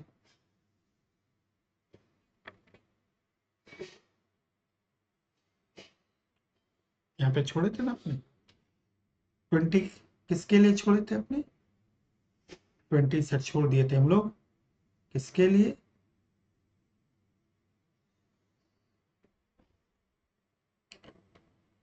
Re import of goods.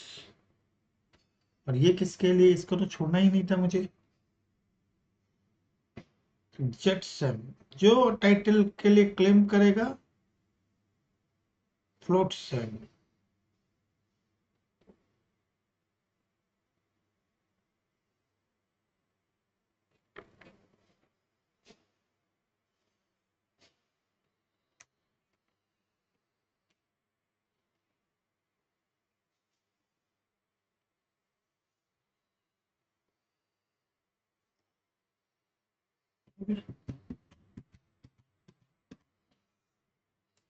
Denaturing power of central government to play exemption. Exemption देखे 25 में मैंने, गजब हुआ सब, 3 lecture में आग लग गई है।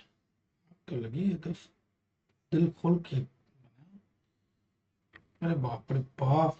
Exemption, power to grant exemption from duty, section 25, 25(1) और 25(a) भी है।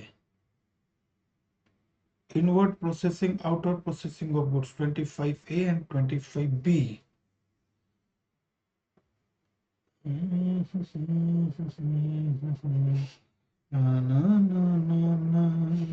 एक तो मैं करा ही देता हूँ, 25 तो हो जाना चाहिए अभी। 23, 24, 25 बहुत इजी है, तो हो जाना चाहिए, अभी हो जाना चाहिए। इसके लिए वेट नहीं करना चाहिए मुझे, इसको तो अभी करा देना चाहिए।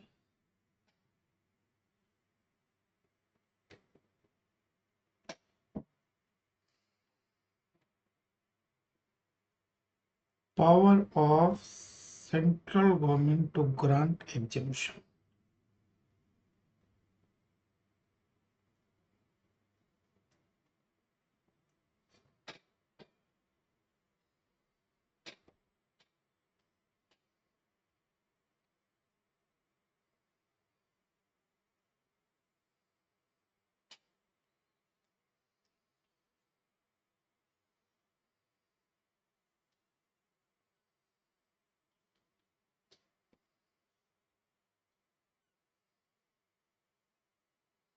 एग्जामिशन कैसे ग्रांट करेंगे? खुद का बुद्धि लगाओ।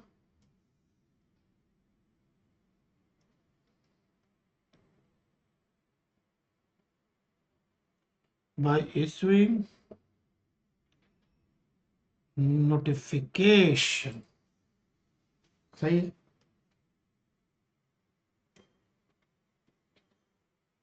By issuing order,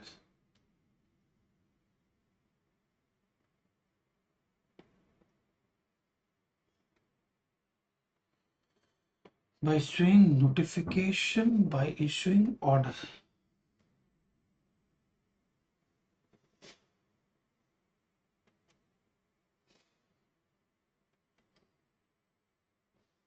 नोटिफिकेशन एक ऑर्डर है। जब नोटिफिकेशन आएगा एप्लीकेबल टू ऑल, नोटिफिकेशन है, ऑर्डर आएगा। ये जो आता है स्पेशल सर्कमस्टेंसेस में आता है, बहुत बड़ी नेचुरल कैलामिटीज आ गई, अर्थक्वेक आ गया, तब ये सब आता है, स्पेशल सर्कमस्टेंसेस में आता है।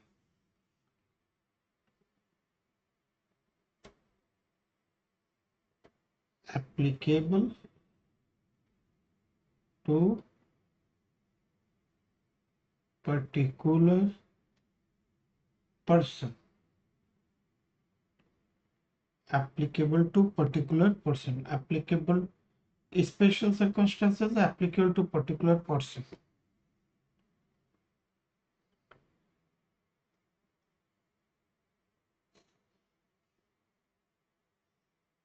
date specified in order, date बता देगा यहां से यहां तक। ठीक है दादा, खत्म हो गया। यह है power to grant exemption. Exemption grant करने का पावर है, या तो नोटिफिकेशन इश्यू कर देगा तो सबके लिए, और स्पेशल ऑर्डर, इस ऑर्डर यानी कि स्पेशल सर्कमस्टेंसेस के लिए। अच्छा पहले इक्लोजर पढ़ेंगे।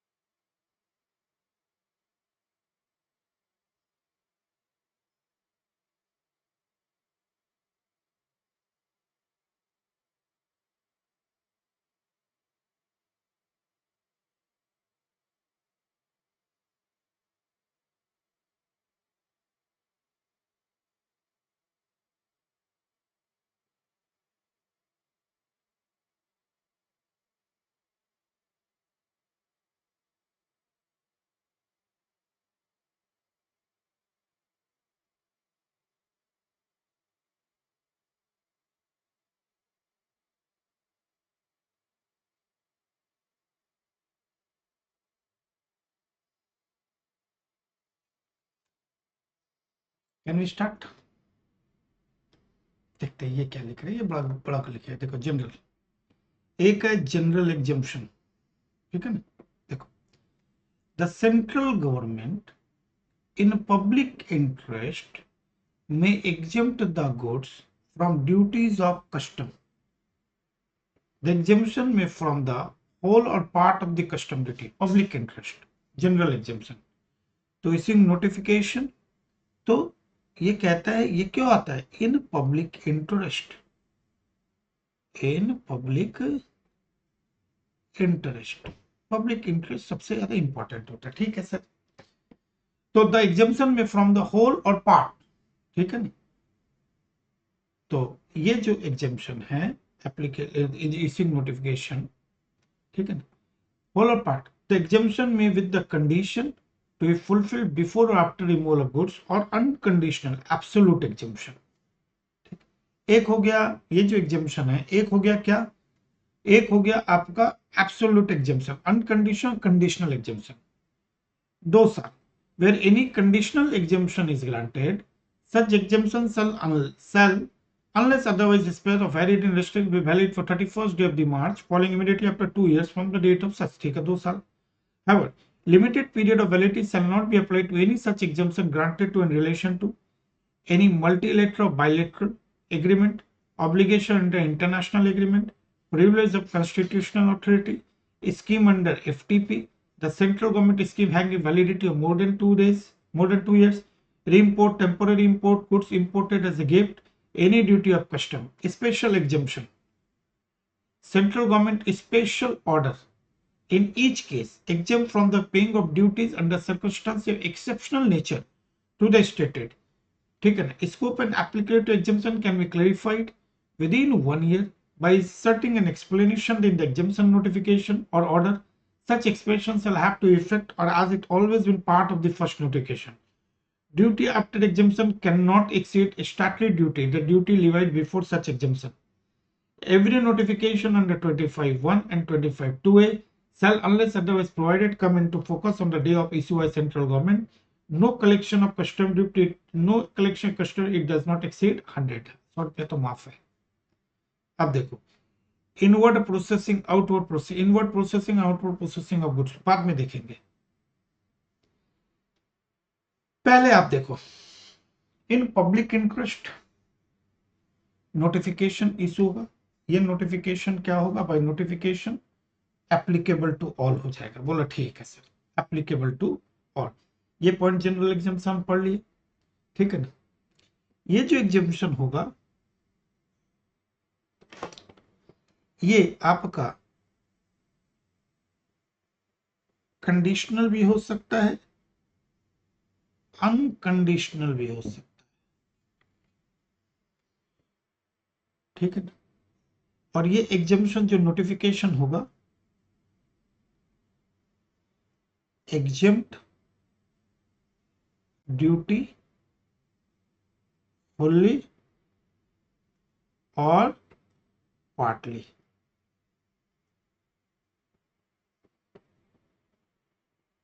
exempt duty fully or partly, conditional or unconditional. Validity,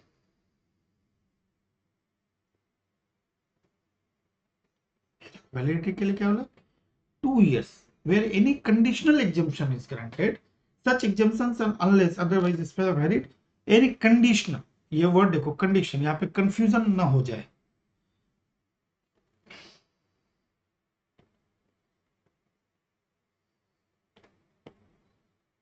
conditional होगा valid for 2 years।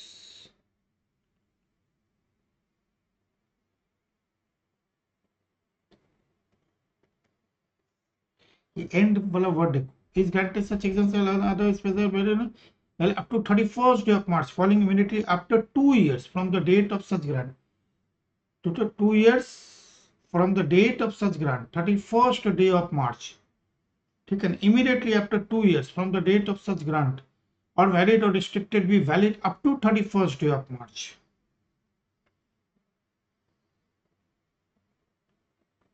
from date of, क्या बोला, from date of such grant or variation,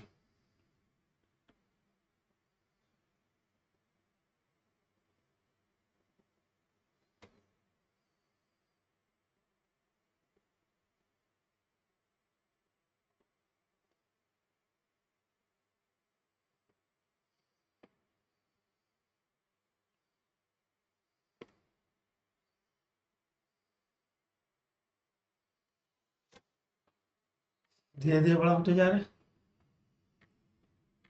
हो रहे हैं। तो फिर से आ जाओ, the central government public interest may exempt the goods from duties of custom, the exemption may be from the whole of the duty, whole or part of the custom duty, ठीक, हमने लिख लिया whole or part। the exemption may be conditioned to be fulfilled before or after removal goods or unconditional, conditional, अगर conditional है तो conditional exemption granted, such exemption unless other specified or varied or rescinded, if granted, such exemptions shall be valid up to 31st day of March falling immediately after second year from the date of such grant। 2 साल के बाद, परंतु and कब होगा, following on 31st मार्च, माने ending कब होगी, 31st मार्च को, और वो एंडिंग कब, 2 years from the date of such, उसके बाद जो आएगा उसके बाद, माने कि अगर मैं कहूं कि नोटिफिकेशन आया 17 सितंबर 2023 को, तो यहां से 2 साल कब खत्म होगा, मान लेता हूं 17 सितंबर 2024-25, तो यानी कि वैलिड कब से रहेगा, 31st ऑफ मार्च 2026 तक वैलिड है। ये तो हो गया 2 साल, और वो खत्म होगा उसके बाद वाला 31st मार्च को। ये है इसकी कहानी। Not be, not validity period shall not apply. अगर ध्यान से देखो, अगर कोई मल्टीलेटरल या बायलेटरल ट्रेड एग्रीमेंट है, मल्टीलेटरल और बायलेटरल ट्रेड एग्रीमेंट है, कोई टेंशन नहीं है। अगर एफटीपी के अंडर स्कीम में है तो पूरा इंटरनेशनल देखो, मल्टीलेटरल बायलेटरल एग्रीमेंट के तहत एग्जेम्पशन 2 साल काम नहीं आएगा। फॉरेन ट्रेड पॉलिसी के हिसाब से है तो नहीं आएगा, कोई टेंशन नहीं है। Obligation under international agreement, same case, obligation under international agreement, treaties हो गया, इनके अंडर नहीं कोई काम आएगा। फिर की central government scheme having validity of more than 2 years, यानी कि गवर्नमेंट की स्कीम ही 2 साल से ज्यादा है, तो फिर ये 2 साल में कैसे खत्म होगा, प्रिविलेज ऑफ कॉन्स्टिट्यूशनल अथॉरिटी, ये कॉन्स्टिट्यूशन की बात करना है। री इम्पोर्ट अगर आप कर रहे हो, टेम्पररी इंपोर्ट कर रहे हो, goods imported as a gift और पर्सनल बैगेज, ये थोड़ा ध्यान रखना, काम की चीज, उससे फालतू चीजें नहीं पूछेगा वो। पूछेगा तो अगर री इम्पोर्ट कर रहे हो, टेम्पररी इंपोर्ट कर रहे हो, गुड्स इंपोर्टेड, या फिर एज गिफ्ट कर रहे हो, पर्सनल बैगेज कर रहे हो, तो ये काम नहीं करेगा। Special exemption, ad hoc exemption, central government by special order in each case wise है, exempt from the payment of duty under circumstances exceptional nature to be stated in such order, ठीक है, any goods on which duty are leviable. Scope and applicability exemption can be clarified within 1 year. अगर या मान लो आपने department ने जो कोई exemption notification order pass किया, तो क्या होता है कई बार उसका स्कोप एंड एप्लीकेबिलिटी पता नहीं चलती है। सरकार कहती है कि जो उस एग्जाम्पशन का जो स्कोप है, जो एप्लीकेबिलिटी है, with in 1 year by inserting an explanation, आप उसमें क्या करना, एक्सप्लेनेशन डाल देना, तो अपने आप को क्या हो जाएगा, एप्लीकेबिलिटी स्कोप पता चल जाएगा। Duty after exemption can not exceed statutory limit, duty after exemption मैंने एग्जाम्पशन के बाद ड्यूटी स्टैट्यूटरी लिमिट के ऊपर नहीं, यानी कि duty levied before just exemption से ज्यादा तो ड्यूटी हो भी नहीं सकती है। 100 रुपया तक है तो गवर्नमेंट आपसे नहीं लेगी, हटाओ हटाओ। Inward processing, outward processing, when the central government is satisfied it is necessary public interest so to do it may by notification exempt such of the goods which are, अगर गवर्नमेंट को लगता है, सरकार को लगता है कि ये पब्लिक इंटरेस्ट में है कि मुझे ड्यूटी नहीं लेनी चाहिए, तो imported for the purpose of, imported for the purpose of, मैं यहां पे लेके आ रहा हूं किसके लिए, रिपेयर के लिए, फर्दर प्रोसेसिंग और मैन्युफैक्चरिंग के लिए। तो री imported after being exported for purpose of repairs, further processing और मैन्युफैक्चरिंग।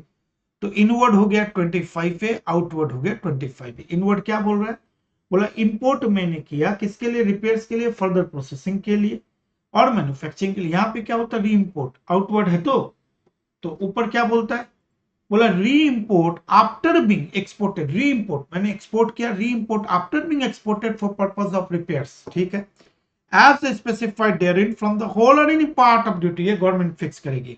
कंडीशन फॉर एग्जाम्पशन क्या बोल रहा है, सेम जैसे लग रहा है, the goods shall be re-exported after such repairs, further processing or manufacturing as the case may within a period of 1 year from the date with the order for clearance, the imported goods identifiable such other condition as been notified, the goods shall be re-imported into India after such repairs, further processing as the case may be within a period of 1 year.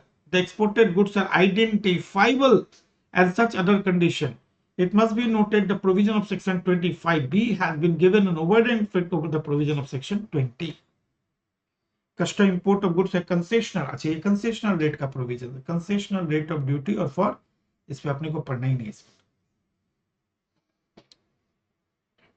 ठीक है। ये जो inward processing outward processing है ना, ये तो हो गया, दिस इज डन, इसका मैंने चार्ट ही बना दिया, इसको तो पढ़ने की जरूरत ही नहीं है, ये काफी दमदार चार्ट है। 25A और डबल ए का मुझे लगता है कि मुझे टाइम देना चाहिए, एक संग 25A और डबल ए, मुझे इसको लगता है ड्यूटी करने के बाद अगर मैं ए और बी सी कराऊं तो अच्छा रहेगा। चलो एक क्लास इसके ऊपर और थोड़ा डिटेल्स में जाते हैं, तब जाके मैं पकड़ूंगा क्या, इसके बाद में पकड़ूंगा, देखो पास्ट एग्जाम क्वेश्चंस भी, ठीक है, ये देखो reexport of clearance on utilize duty.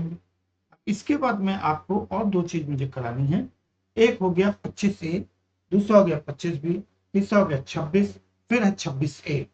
ये 4 सेक्शन अपने को हो जाए, 25A, 25B, 26 and 26A and then practical, यानी कि एक लेक्चर और इसके ऊपर हो तब मजा आएगा।